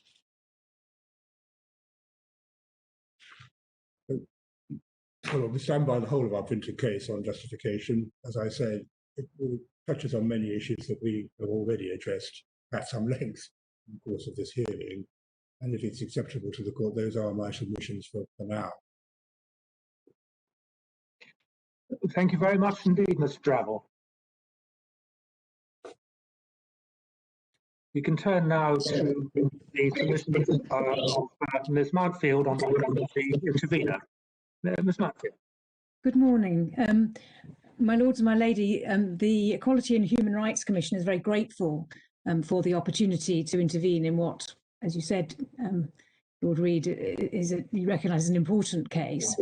And we approach the intervention from the perspective of the United Kingdom's National Human Rights Institution, recognised as such by the UN, and also acting in performance of our statutory duty to promote proper implementation and understanding of human rights and equality standards, which is a duty imposed by sections 8 and 9 of the Equality Act 2006, and which, for the avoidance of doubt, includes all human rights, not just those incorporated in the Human Rights Act or those in national equality legislation. As you will have seen, our submission focuses solely on the Article 14 issue in these proceedings and on the status of children and the groups of children who are affected, and the relevance of the corpus of unincorporated specialist international law, which focuses on the human rights of a child as an individual rights bearer.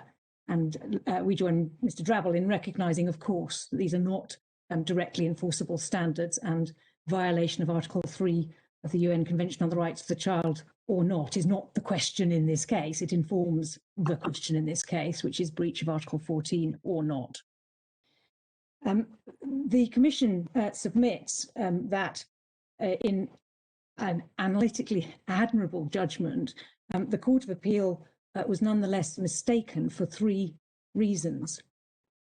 Firstly, because that court elided the concept of the appropriate standard of review in cases of this type, the manifestly without reasonable foundation standard, or conferring appropriate constitutional respect for the elected branch of government, with a perception that there was no proper process of legal reasoning through which it could, as a judicial body, properly interrogate the justification advanced by the government for the discrimination in this case.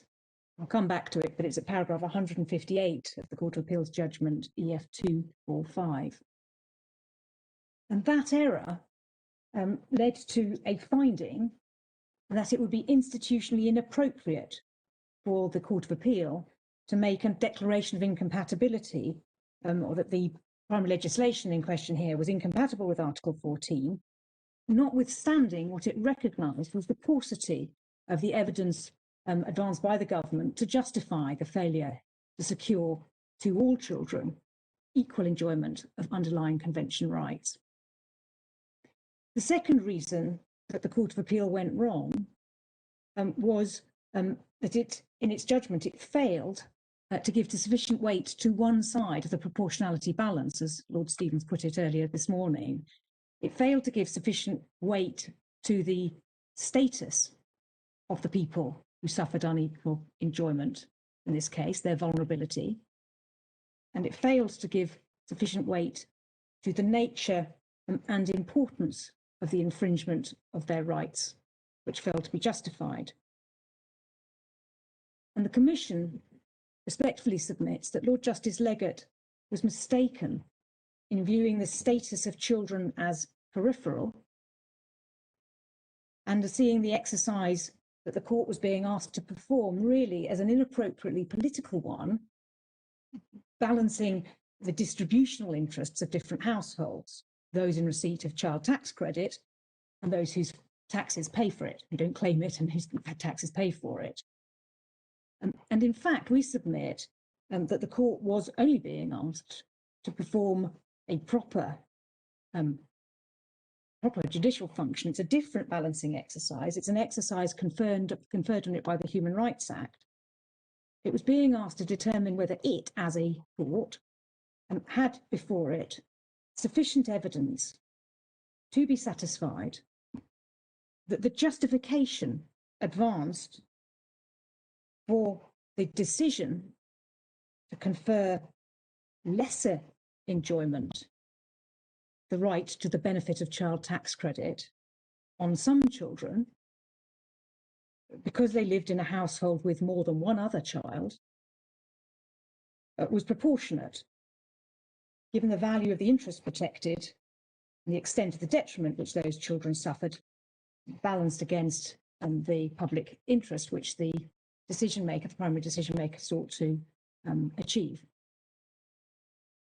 And so the Court of Appeal failed properly to structure the legal issue that it was being asked to consider, because it elided the standard of scrutiny it should apply to each stage of the structured exercise, and failed to recognise with sufficient weight to the fact that the group singled out for unequal enjoyment of the subsistence rights was a particularly vulnerable one, was one with no choice about its status, whatever the choices that adults may or may not be taken to have made, the children did not choose, and that the severity and longevity of the consequences of discrimination against them was such that more was required by way of proportionate justification than would have been required in the context of a more peripherally protected group or a less serious detriment. And when I talk about a more peripherally protected group, we have an example of that in the other child tax credit case, Humphreys, where the discrimination really was about minority carers, people who, through the choices that they had made or the circumstances that had arisen in their family, did have care of their children, but for a minority of the time. And all these factors about the group affected by the discrimination and the nature of the discrimination, we say, place it, the group, towards the inner concentric circle, or the inner circle of the concentric circles of status that Lord Walker described in the RJM case. And so they all require the court's particular scrutiny, especially in the absence of evidence of proper analysis by the primary decision maker. And then the third issue on which I'll address the court is the Court of Appeal's approach to the relevance, or as it wrongly found, irrelevance of international legal standards, unincorporated international legal standards, and in particular, the relevance of that to the lack of proper rational evaluation by the government of the best interests of children. And the Court of Appeal's approach to this issue cannot, we say, stand with the subsequent judgment of this court in DA and DS.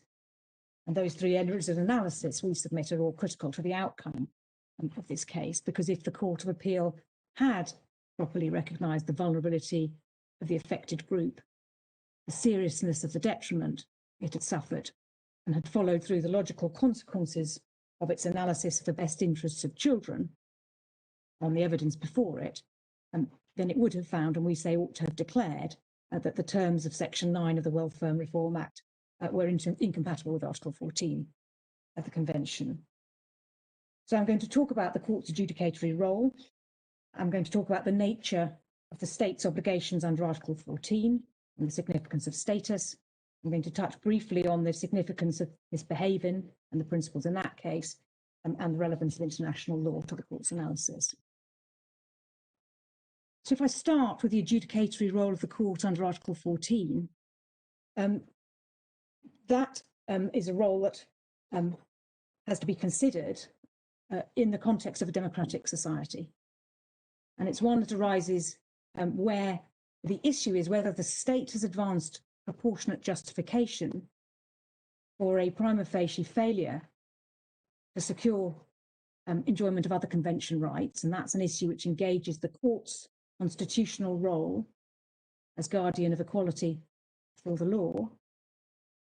But it's also a context where the exclusionary provision, which you are being asked to consider, is contained in primary legislation concerned with social security entitlement. And that engages the equally important concept in a democratic society of appropriate institutional respect. And we say that this is a proper question for the court. It's an question of evaluation which was placed within the court's purview by Parliament itself, by Section 7 of the Human Rights Act 1998, which, just for your lordship's notes, don't need to turn it up, but it's EF 1518. And the Human Rights Act, of course, is a statute passed by Parliament and one whose special constitutional status means it isn't subject to implied repeal by later legislation. Now, the Human Rights Act was an instrument carefully calibrated to the context of a society with a concept of parliamentary sovereignty, and it placed an express statutory limit on the relief which the court can give in a case where primary legislation can't be read compatibly with a convention. Ms. Mountfield, I'm so sorry. Just before we move too far from Section 7, I was slightly mystified by your reference to Section 7 in this context, because Section 7 is addressing proceedings where a public authority acts in a way made unlawful by Section 6(1). Yes, yes. But here we're dealing with primary legislation, and the question is whether a declaration of incompatibility should be made under Section 4. So can you just help me with that? Yes, my lord. I was just about to move to Section 4. The reason I referred to Section 7, I must confess the first version of my note went straight to Section 4, but Section 7, 4, Section 7 makes reference to judicial review. But I was going to go straight on to say that that's true. That Section 7 is the power to consider whether an act of a public authority is incompatible with convention standards and therefore unlawful. If can you go back to Section 6, please? If by virtue of Section 6, if by virtue of Section 6 of the Human Rights Act, this is in primary legislation and can't be held to be incompatible because that's the Section 6(2)(b), it can't be held to be unlawful, then the court's power is expressly limited to, by virtue of Section 4, at EF 1513, to say that if there is a breach of a convention right listed in the schedule to the Human Rights Act, which is contained in primary legislation, but which cannot, on any sensible concept of statutory interpretation, be read so as to be compatible with the convention, then whether or not the right is an absolute right or a qualified one, like Article 14, the power of the court is expressly limited to a power of declaration. Right. Am I right in thinking that in fact Section 7 doesn't have anything to do with it? Yes, my lord. Yes, right. It's Section 7 would be the first question that one might ask. Is this? It's in primary legislation. Then one would go to, so therefore, if it can't be read compatibly with the convention, there can't be a finding it's unlawful. Then one would go to Section 3, but no one suggests that Section 3 could, there's a very clear statutory provision. So the only provision in play here is Section 4. But what I was seeking to explain to the court is the careful constitutional interplay and calibration with the powers of the court here, which is conferred by the Human Rights Act. They've thought about what is the situation if Parliament has taken a decision which we, the court, consider in our adjudicative role violates a right contained in the schedule to the Human Rights Act. There's nothing we can or ought to do except make a declaration to that effect, and even that is a discretion, not a duty. Right. Thank you very much. Yeah. So it's about the interplay between Section 6 and 3 and 4 and 10 of the Act, because if this court does make a declaration of incompatibility, then what Parliament has done in Section 10 is at EF 1525 is to give the executive, a Minister of the Crown, power to lay an order before Parliament asking a remedial order. And again, that's a power, not a duty.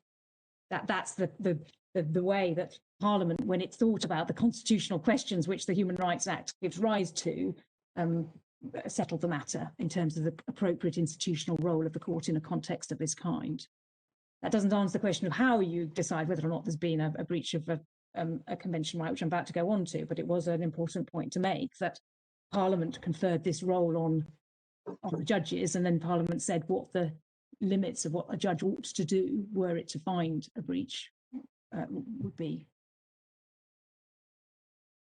And the Commission doesn't seek to deny, in fact, it endorses the concept of democratic accountability in a democratic society, because democracy is one of the foundations of human rights.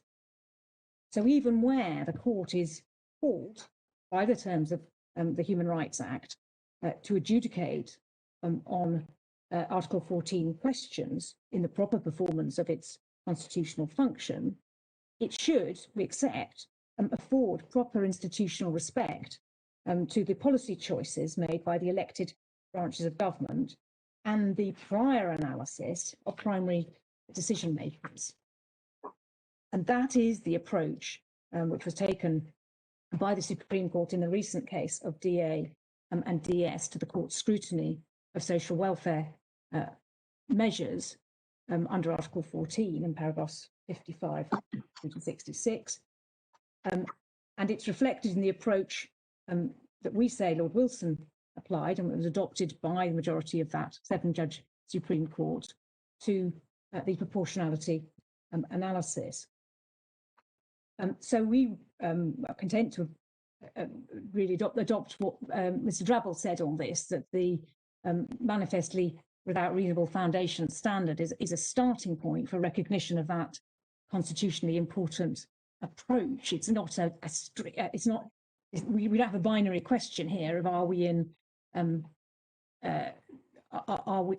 proportionality territory, or are we in manifestly without reasonable foundation territory, whether the more deferential standard of review, which may be relevant as a default in these circumstances, is what the manifestly without reasonable foundation standard stands for.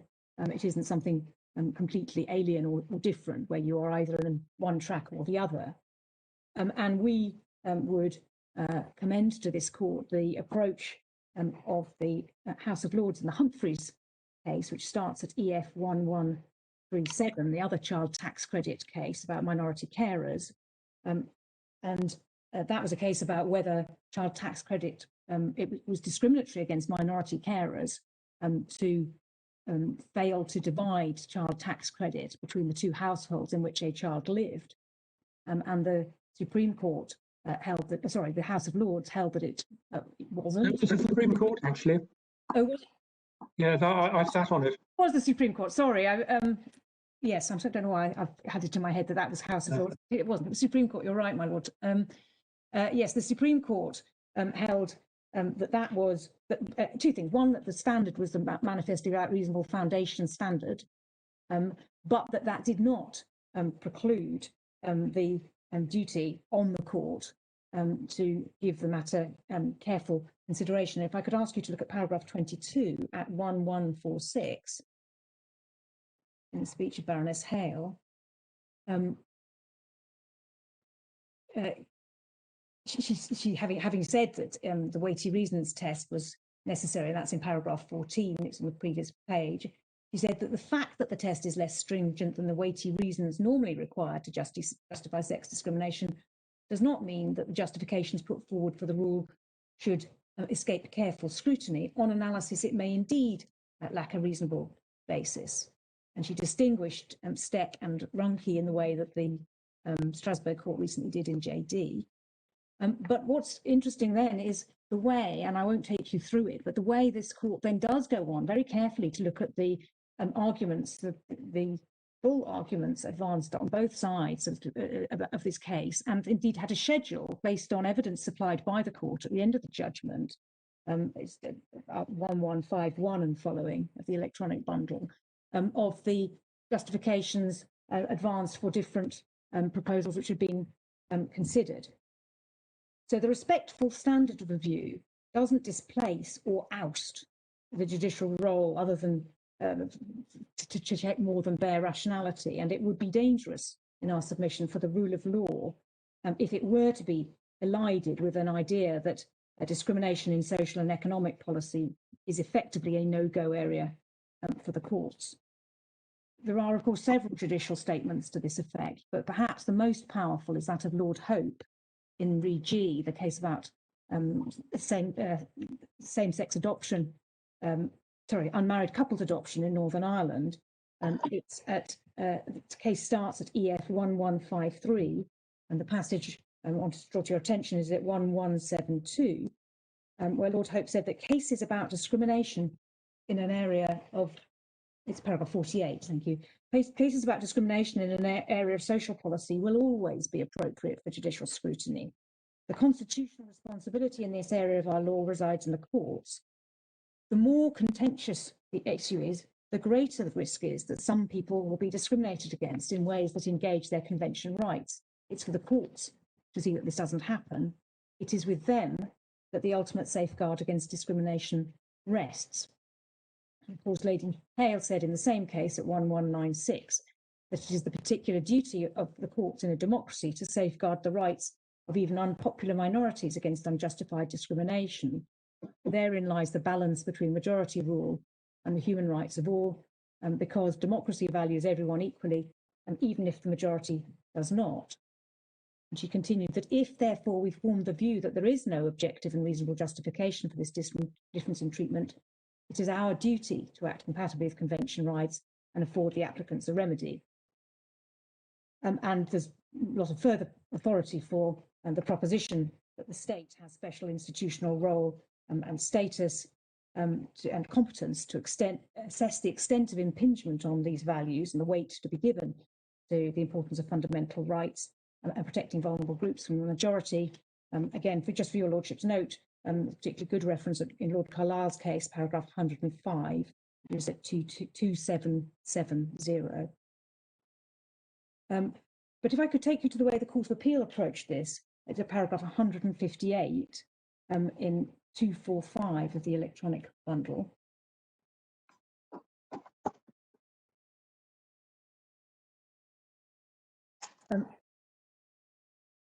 It set out between paragraphs 155, I should perhaps have started at paragraph 155, the extent to which the values and interests were considered by the government and Parliament, recognised, stated that they did not regard that as a sensitive characteristic or suspect ground, and then looked at the position in paragraph 156 from the position of the children affected, recognise it wasn't their choice, but that wasn't conclusive, because there was, in this context, as on many such issues, a conflict between the value attached to the children's interests and the value attached to parental choice or responsibility. And then at the bottom of the page, saying that there was an intense political controversy as to the extent to which the state should seek to reduce or compensate inequalities that arose anyway in society, and to what extent it's fair to impose the costs of supporting or assisting children whose parents lack the means to do so as members of society. The government's justification directly engages this controversy about the extent to which it's fair to taxpayers to set a limit on children in a household whom the state will support. And then paragraph 158, Justice Leggett said the court is not a suitable institution to decide between these competing views. There is no process of legal reasoning which can justify one view in preference to another, nor are the courts attuned in the way that the democratically elected institutions are attuned to reflect a collective sense of what is fair or where the balance of fairness lies on questions of distributive justice. And then at the bottom of that paragraph, applying the relevant legal test, I do not consider that a court can properly conclude that the difference in treatment is manifestly disproportionate to the legitimate aims pursued. And we say that that ignored the clear framework for the proportionality assessment which is required by Article 14, as established by the clear and consistent case law of this court. And the references, I won't take you to them, they're in footnote 27 of our written case at 165 of the electronic bundle. And that was why it found itself institutionally incompetent to adjudicate on proportionality, even though it appears that it didn't regard itself as having before it any evidence from the primary decision maker to satisfy itself that the measure was manifestly proportionate, using the sort of analysis and careful scrutiny that the Supreme Court had adopted in Humphreys. And we say that this amounted to an abdication of the constitutional role entrusted to courts by Parliament under the Human Rights Act as the ultimate arbiter of whether Convention standards were breached. And it created a lacuna in the protection, the domestic protection of Article 14 rights.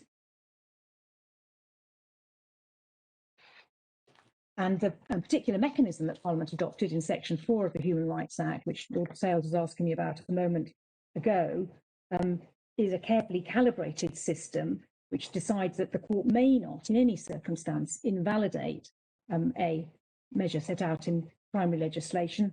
The consequences of such a declaration are to start a constitutional dialogue about the proper scope of the protection of rights.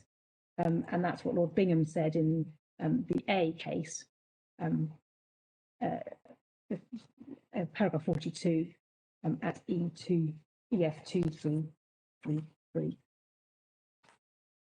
My next topic is the nature of the duty under Article 14 and the significance of the status of children to the court's consideration of that issue.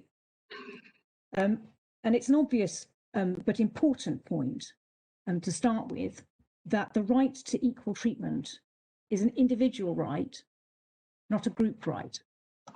That in very different context, but that was the difference between a first instance decision and a Court of Appeal decision in a recent Equality Act case called Al-Hijra and Ofsted about segregation in a school. If you look at girls and boys as groups, there may be no discrimination. It's the individual that counts when one looks at any provision of human rights in our law. And Article 14 of the Convention provides, sorry, I'm so sorry, it is not, but Article 1 of the Convention, which isn't scheduled to the Human Rights Act, but is a starting point for it, says that the contracting parties shall secure to everyone within their jurisdiction the rights and freedoms set out in Section 1 of the rights and freedoms set out in the Convention. And then Section 1 and the Schedule of the Human Rights Act say what those rights and freedoms are. And as I've already observed, the court's role isn't to analyse the policy wisdom or fairness in a colloquial sense of a measure of distributive justice between groups, but to adjudicate on specific individuals' claims that distinctions against them on grounds of their status have not been justified by reference to the overarching public interest to the requisite standard. And the court's only role is that conferred on it by Article 14. And Article 14, which is in the authorities bundle at 1531, is importantly phrased in terms of a positive obligation. It says that the enjoyment of the rights and freedoms set forth in this convention shall be secured without any discrimination on any ground such as birth or other status. And the Court of Appeal in Brewster used that language and unanimously interpreted this as a positive duty to secure equal enjoyment. Again, just for your Lordship's note, it's at paragraph 48 in the speech of Lord Kerr, which was the rest of the court all agreed with, at 1994. Lord Reid, are you about to ask me a question? No, not. No, okay. You can relax. Okay.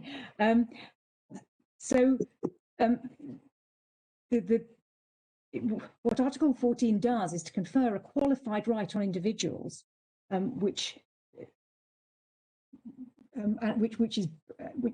right is breached if the state has failed to secure to that individual an enjoyment of other underlying rights which it has chosen to secure and which engage the Convention without discrimination on grounds of status. So the issue for the state, for the court, I'm sorry, is first of all whether there is a failure by the state to secure equal enjoyment of some other convention right which it's chosen to confer, which is within the ambit of the European Convention on Human Rights. And if so, whether there is a proportionate justification for this, weighing the extent and seriousness of the failure to secure equal enjoyment against the justification for it. And the extent or seriousness may depend on the numbers affected, or the extent of the detriment, or the sensitivity of the group. And against that is the public interest justification, which of course has a weight attached to it because it's one reached by the democratically elected decision maker, and institutional respect has to be given to that. But that's the exercise that the court must conduct on the basis which it has, basis of the evidence which it has before it. And in this case, there is no dispute that there is a failure to secure for children born in households with more than, or living in a household with more than one other child, equal enjoyment of the element of child tax credit focused on their needs. That's not only recognised, it's a policy intention. The question is whether there is adequate justification for that, and whether there's enough consideration and weight has been given to the extent and seriousness of that detriment. And it's important not to elide that with the prior political question of distributive justice about what levels of benefit are appropriate. It's not a question of an attack on what is enough. Of course, that's what politics is about. How much tax does one pay? How much benefit does one give? The government has said here is a family amount. Here is an amount per child, first child, subsequent child. We will then not give that amount for third and subsequent children. The statutory purpose of child tax credit and the child element of universal credit is to meet the children's needs. There's a finding to that effect in Humphreys at the references in our footnote to our written case at 157. It's in paragraph 25 of 1147.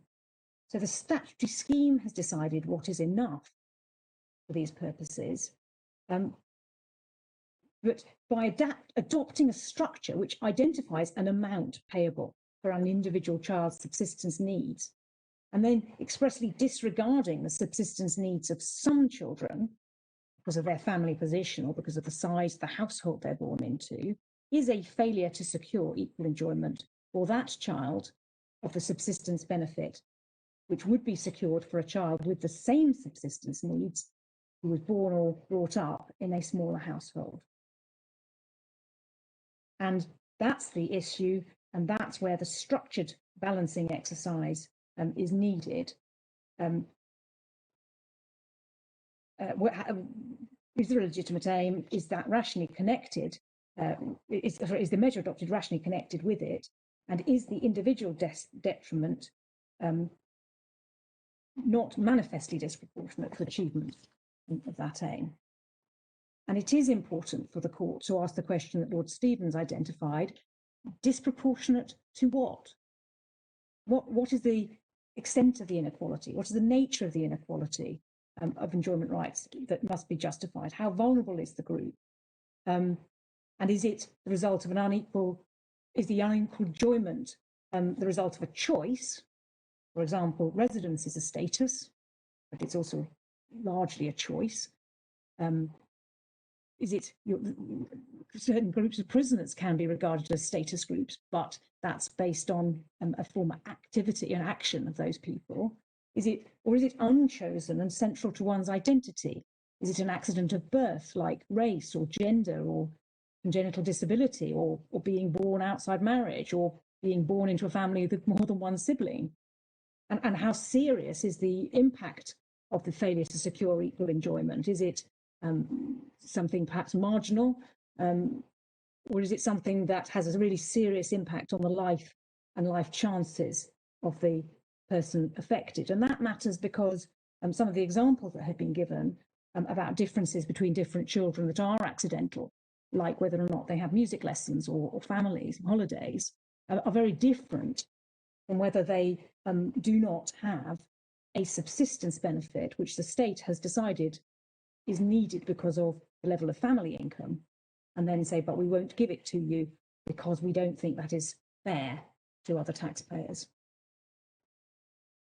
And so we say that the Court of Appeal took a mistaken approach to the detriment side of the analysis and failed to assign proper weight to the vulnerability of children and the special international protection that is afforded to them as a result of that. And the fact that the stigmatized group is picked out for having their subsistence needs disregarded, in effect on grounds of birth or their parents' activities and choices about family size. And it's difficult to see analytically why there is a difference between picking out a group of children because they're not married and stigmatizing them on grounds of birth, and a group of children who do not enjoy equal protection of a state safety net to secure subsistence because of a different parental choice and the number of children they've had. And the central failure in the Court of Appeal's approach stemmed from its characterisation of being a child, or the situation of a family as a whole with lots of children, as being a peripheral one. And you can see that in the final sentence of paragraph 155 of its judgment, which Mr. Drabble showed you yesterday. And it also failed to recognise the long-term detriment of this for child, and I'll come back to that in the context of international law. Can I then turn briefly to the question of status? It does appear that the government still disputes whether the status group identified by the Court of Appeal of children living in a larger household or with more than one sibling or various characterizations, it can be regarded as a status group for the purposes of Article 14. They still rely on the bootstraps argument, which was rejected in the case of Stott. You see that in the respondent's case, paragraphs 25 to 29, EF 141.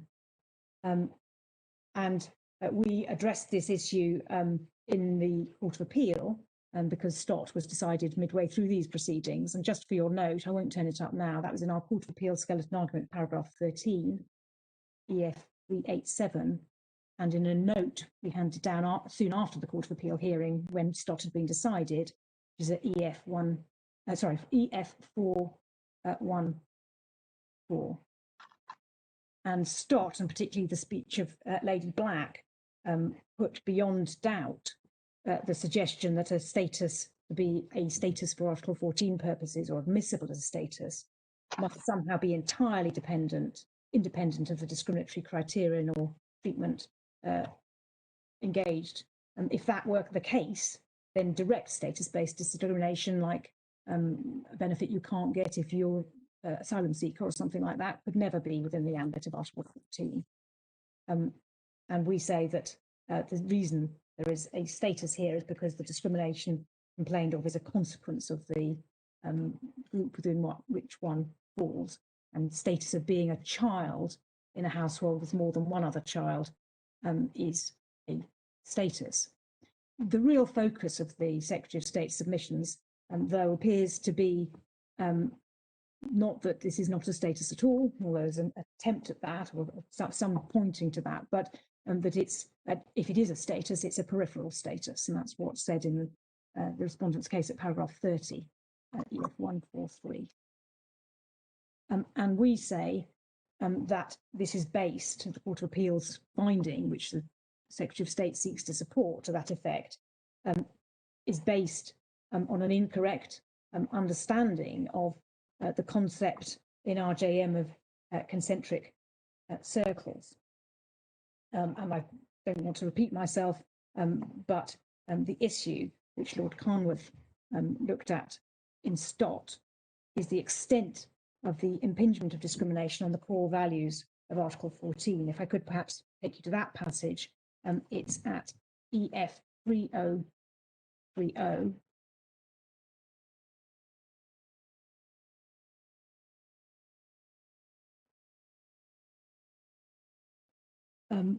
where Lord Carnwath was looking at whether someone's sentencing regime gave him a relevant status for the purpose of Article 14.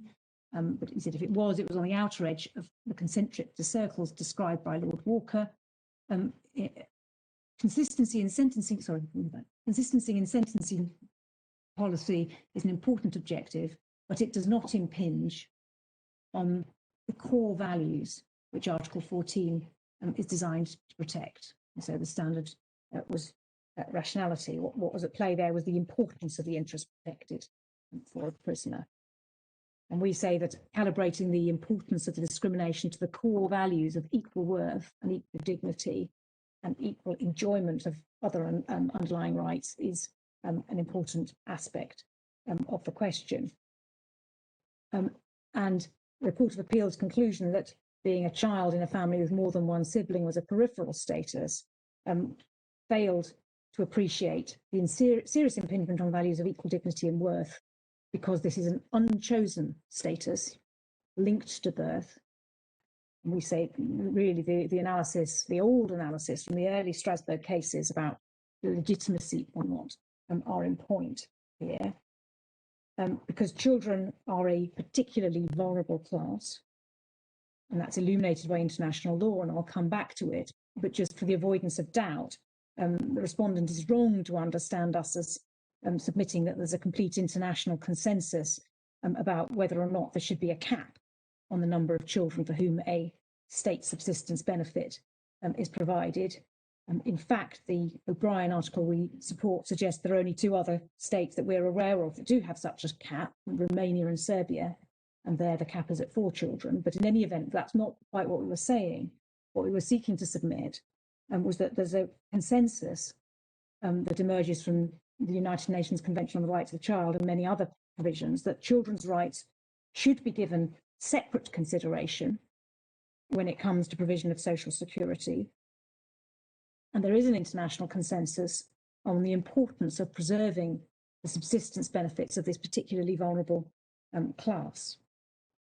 And that's also the subject of striking and uncontroverted empirical evidence on the effects of poverty during childhood development on lifelong attainment and health and happiness and subsequent life chances.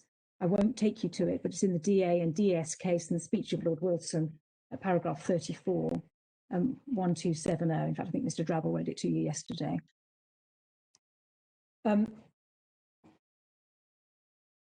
it's not an answer to say that what matters is the household as a whole, because it remains from the perspective of the child an unchosen status in the overwhelming majority of cases linked to circumstances of birth. And nor is it a factor in the government's favour that those who are affected are a subset, even perhaps a small subset of the class of children. That indeed is a reason why targeting this group to deprive them of basic benefits particularly offends the values of equal dignity and worth, because targeting them as the sole source of savings, to be fair to other people, is based on a criterion which is nothing to do with their own individual choices or actions or decisions or needs. And the children in such households are being punished, arguably, for decisions of their parents, which is contrary to one of the principles set out in the Zumbas case in the speech of Lord Hodge, paragraphs 10 and 13, 3299 in the bundle, but also Article 2 of the UN Convention on the Rights of the Child. I managed to leave the relevant provision of the relevant part of Article 2 of the UNCRC out of the schedule to our submissions, and which I apologise. But Article 2 of the United Nations Convention on the Rights of the Child is at page 1095 of the bundle. Article 2.1 is a requirement the states parties should respect and ensure the rights set forth in the convention to each child within the jurisdiction without discrimination on grounds of any on grounds of either their own or their parents' or guardians' status. But Article 2.2 is a special provision that says that states parties shall take all appropriate measures to ensure that the child is protected against all forms of discrimination or punishment on the basis of the status or activities or opinions or beliefs of their parents or other family members. And that's a relevant provision here.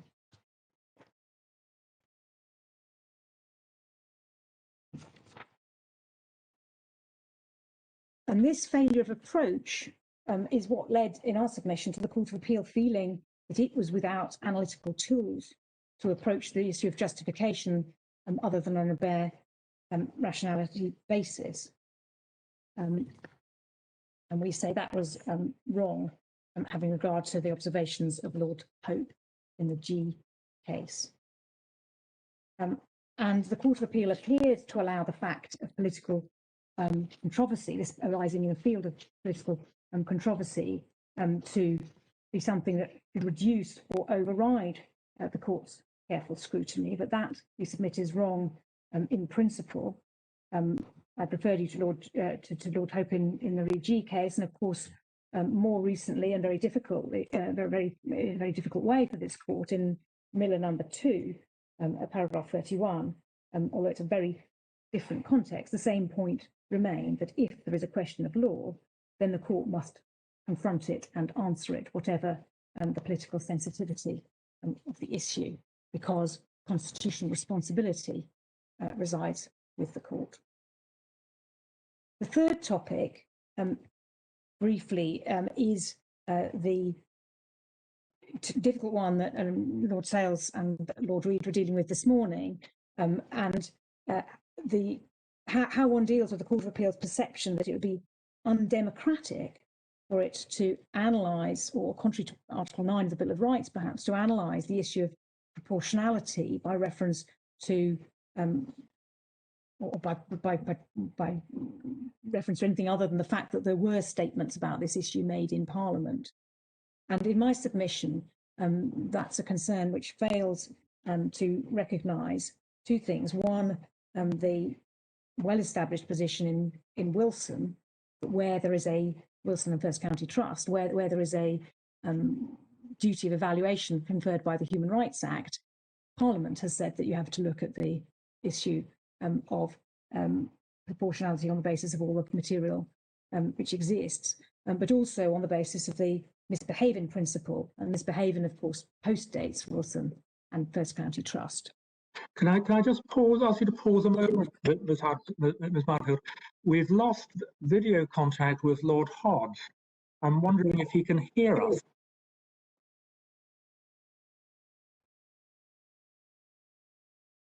I can hear you perfectly clearly. I wasn't aware that you'd lost video contact because my picture appears on the screen, albeit it is frozen. Yes. Well, are you content to proceed, Ms. Mountfield, without being able to see the impact of your submissions on Lord Hodge's expression? Yes, yes, he's been keeping an excellent poker face in any event. So, yes, I don't mind if other people don't.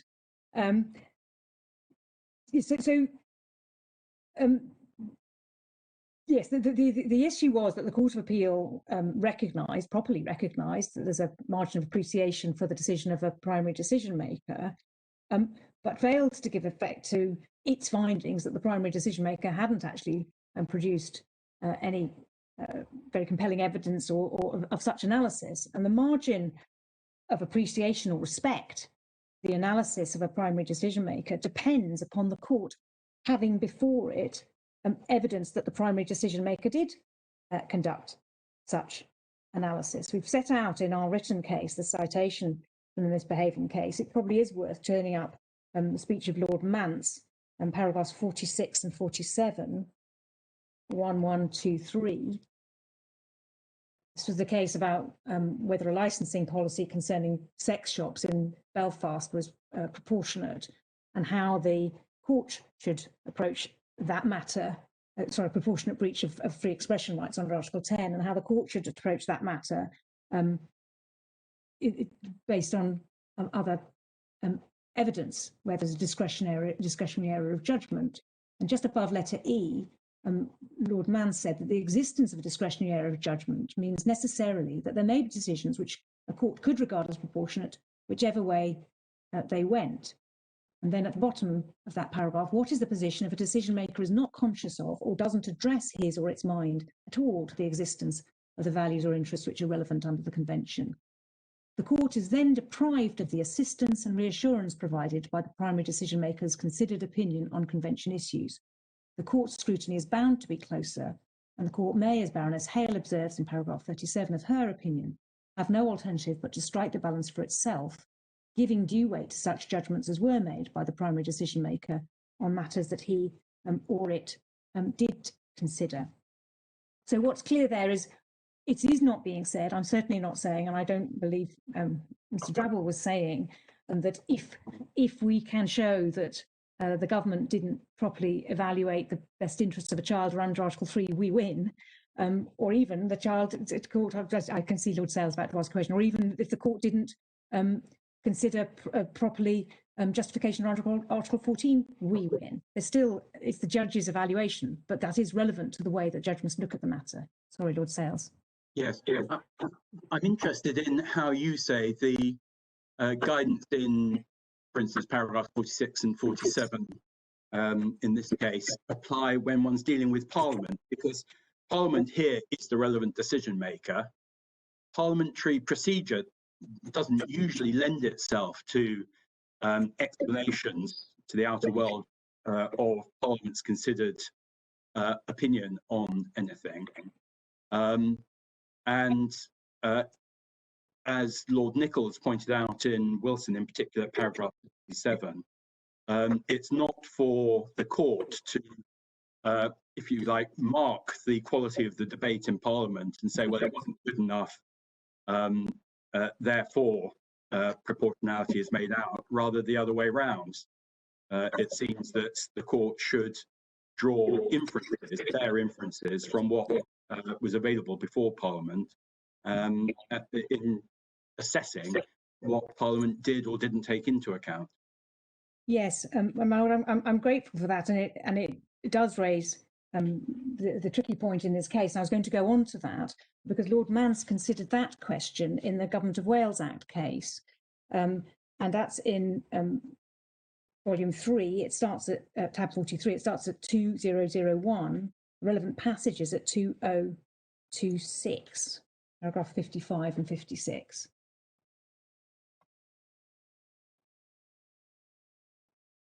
And Lord Mann said that to put a legislative measure in context, domestic courts may, under a rule distinct from that in Pepper and Hart, examine background material, including white papers, explanatory departmental notes, ministerial statements, and statements by members of Parliament in debate. But care must be taken at the same time not to question the sufficiency of the debate. And then he quoted Lord Nichols in the Wilson case. And then he said there is in this connection a potential tension. If at the fourth stage, when the court is considering whether a measure strikes a fair balance, weight attaches to the legislative choice, then the extent to which the legislature has a primary as the primary decision maker been or put in a position to evaluate the various interests may affect the weight attaching to its assessment, citing Miss Behaven. That was a case involving subordinate legislation to which Article 9 of the Bill of Rights does not apply, although pausing there, it was affirmative resolution regulations. But perhaps in the light of Article 9, there is a relevant distinction between cases concerning primary legislation and other cases and other legislative and executive decisions. It is, I think, unnecessary to go further into this difficult area on this reference. But then this, on any view, if the admissible background material shows that the bill was put before and passed by the Assembly on the basis of a supposed analogy or precedent, it must be possible to consider whether that analogy or precedent actually applies. And if it does not, the same assistance cannot be obtained from the legislative choice as may otherwise be the case. And so that... Can I just, oh, sorry, you go on. Well, what I was going to say there, my lord, is that whatever the difficulty in other cases, we have a very stark case here because the government proceeded and introduced this bill on the erroneous basis that this was in the best interests of children. But that's where the debate in Parliament went into that, with many parliamentarians challenging that was the case. So why is this case not within what Lord Mant says in the first sentence of paragraph 56? The extent to which the legislature has, as the primary decision maker, been put in a position to evaluate the various interests may affect the weight. Well, So I think it's being said, certainly by the Court of Appeal, that the legislature was, by reception of other material, not just what the executive said, but other material, put in a position to evaluate the measure. But because we can't assess, as Lord Nichols said in Wilson, what individual parliamentarians may. It's like working out what a jury thought, only more so. We can't assess what individual parliamentarians said. So the basic, if a fundamentally misleading and erroneous statement has been made that this is in the best interest of children, and the court finds that's irrational, then we can't rely on what Parliament may or may not have thought, which we cannot parse from an analysis of their debates and what materials people did or didn't have in mind. But I would have thought that what Lord Nichols was saying at paragraph 67 in Wilson is that you don't jump from the fact that things weren't expressly mentioned, Parliament didn't produce a long memorandum of its own, to the conclusion that it didn't take things into account. Rather the reverse, that you draw a, if you like, beneficent inference from the fact that materials were placed before Parliament, that Parliament did properly take them into account.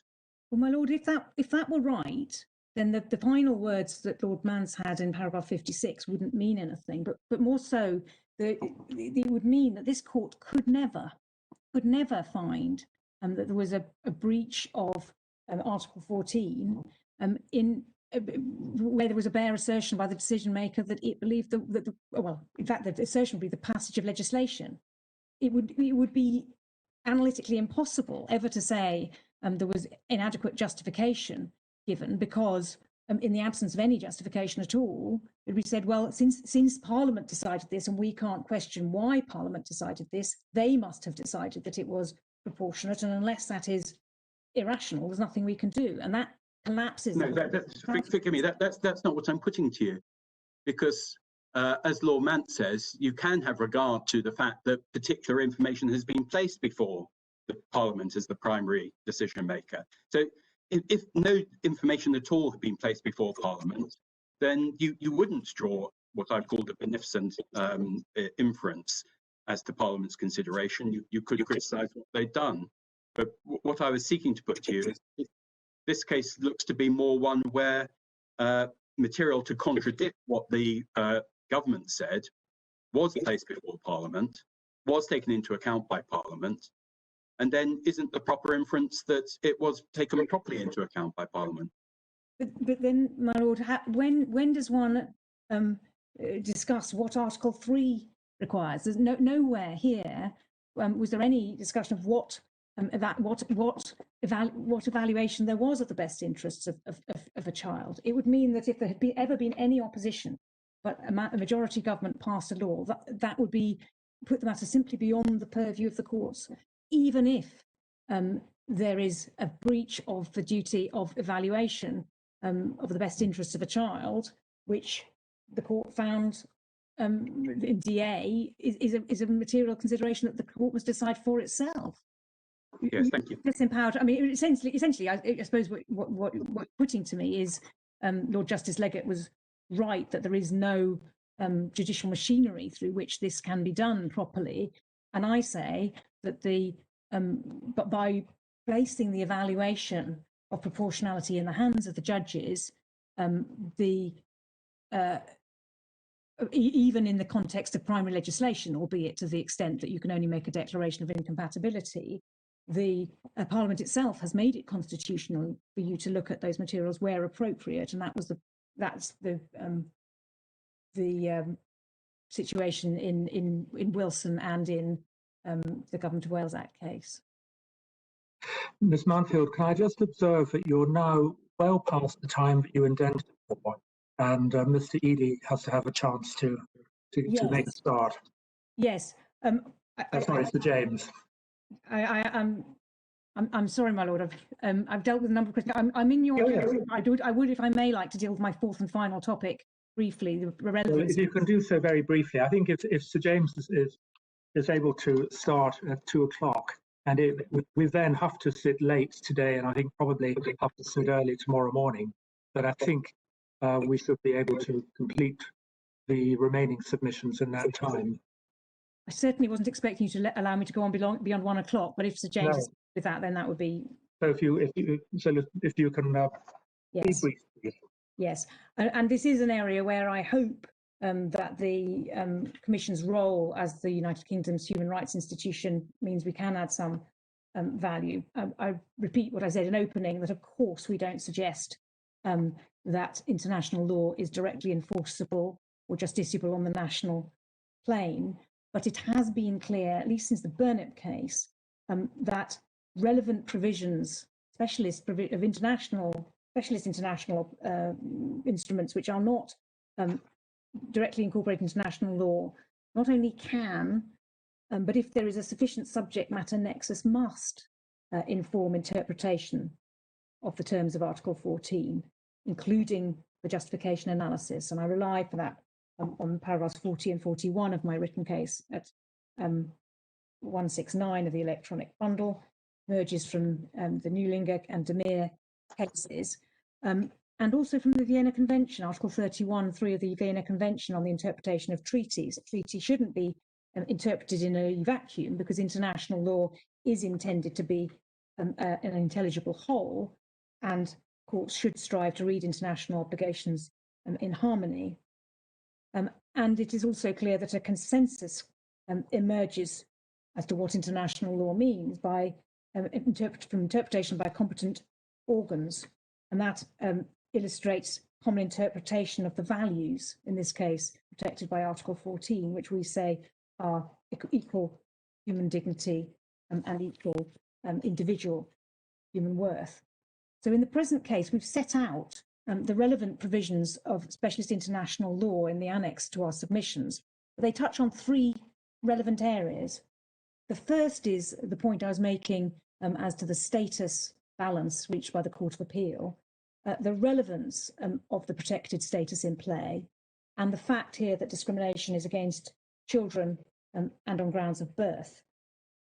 And the consensus which emerges from international law in that respect is that children, like disabled people or women or racial minorities, all of whom have specialist UN conventions dedicated to their protection, like children do, are a particularly sensitive status group. And so discrimination against children or groups of children must be subject to particularly careful scrutiny. And that informs the extent to which the Article 14 values of securing equal dignity and respect without discrimination on grounds of status are engaged. And the provisions which deal with that in particular are, apart from the UN Convention on the Rights of the Child, the provisions are, and the excerpt from the preamble to the UN Convention on the Rights of the Child, which I put at an EF 181, and it's 1094 of the electronic bundle, and the special provision for protecting children against discrimination because of their parents' status or activity in Article 2 of that convention. The second area to which I'd like to draw your attention is the extent to which recourse to the salient provisions of specialist international law illustrates what must be justified, because international law explains the importance of social security to respect for the dignity of children whose parents cannot supply them with a base level of subsistence from their own income. And it's important then to respect for dignity and the duty, the positive duty to protect the equal enjoyment of other rights. And in that respect, I would like to draw attention to the following provisions. Firstly, Article 4 of the United Nations Convention on the Rights of the Child which is at 1095 of the electronic bundle. And that is the positive duty on the states to take appropriate legislative and other measures to implement rights in the Convention, including with regard to economic, social and cultural rights, taking such measures to the maximum extent of their available resources. Article 26, which Mr. Drabble made reference to, it's at 1101. It states parties recognise for every child the right to... We've seen this already, Ms. Mountfield. Well, yes, and my Lord, the Article 27, which is just below that, emphasises the right of a child to an adequate standard of living, having notwithstanding the primary responsibility being imposed on the parents by Article 27(2), the duty on states parties to take appropriate measures to assist parents and others to implement this right in cases of need. And I've also drawn attention in the annex to similar provisions in the Article 9 and 10 of the International Convention on Economic and Social and Cultural Rights and General Comment 19. And then thirdly, the court's approach to deference in the justification process. In that respect, I say that the best interests duty in Article 3 of the United Nations Convention of the Rights of the Child and General Comment 14 are particularly material. We've cited in our annex General Comment 14 and the need for a decision-making process, which includes an evaluation of the possible impact of a decision on children, and that the justification of a decision must show that the right has been explicitly taken into account in that regard. I rely on what Mr. Drabble said from DA and indeed Lord Carnwath and Wilson, that this is authoritative guidance. I accept it's not binding in any respect, it's authoritative guidance on what Article 3 means, the most authoritative guidance. And it is now common ground that it is for the court in deciding whether there's been a justification for breach of Article 14 to look at the question of whether there's been a breach of the evaluative and indeed substantive duties to have regard to and give effect to the best interests of a child as a primary consideration. Ms. Mountfield, if I can break my silence. Why, in a nutshell, do you say that Article 14 and Articles 4 and 26 and 27 of the UNCRC are relevant to the question of an Article 14 justification? Because, my lord, they go to the importance of the discrimination in question. Suppose the state decided it would give every child a bicycle on their 10th birthday, and then decided some children would not get the bicycle on their 10th birthday. That would be discrimination on grounds of a sensitive status, but the importance of the discrimination would not be nearly the same. What I emphasise is that the right to subsistence benefits where you have a need to protect your right to develop and learn and your health and so on, and the things that Lord Wilson identified in DA as being really serious detriments if a child grows up in poverty, are very important. They are so important, they are recognised particularly for children in international human rights instruments. And, yes, and General Comment 19, which I have cited in my annex, says that therefore, even when one needs to make cuts, children's rights should be the last to go. But does that add anything to Article 3?